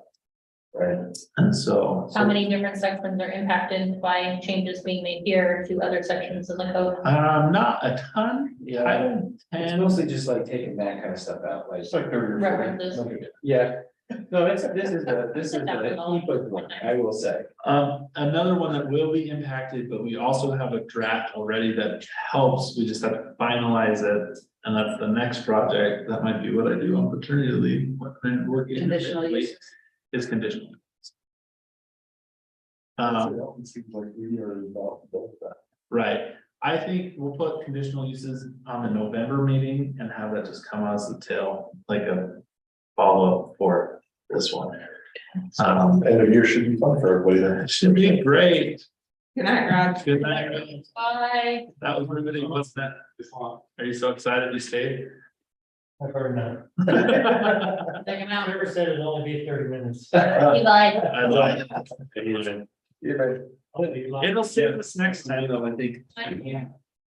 All right, so my request for staff then to send us all the changes. I actually like this view, I would prefer this video too. so if you want. Otherwise, I'm gonna get lost on something, so I'd rather see the part that I can have an impact on versus the ones that it's not. I think it's helpful. It was so when I saw. I hated it. It looks like white. Yeah, I will say the black's a little hard to read, but we. Do you want me just to Can we change edit the it? color of the text and not highlight it? No, because I have a hard time reading red text. Okay. Just change, well, I You do, can do a different color. I'm gonna ignore this anyways. Heat. If it's red, we're gonna. Michelle wants to go next. Michelle's like, crap that. Okay, I will make it easier to read. Just send it, just send it, because we're not reading the red parts anyways. Right, I mean, I would recommend reading them and just making sure. But, you know. It is helpful for you to understand. And then if you can call out the changes that we have to make on the auxiliary code. Yep. Points out. I got what, impact fees, conditional uses, design standards, sensitive lands. And I think there's a few more. There may be some in the supplemental requirements section. Is there any changes to the land use matrix? Nothing in the like land that? use matrix is affected by this. 'Cause I know we've had to But change there's it. supplemental requirements in Title 10 that probably mention the subdivision process.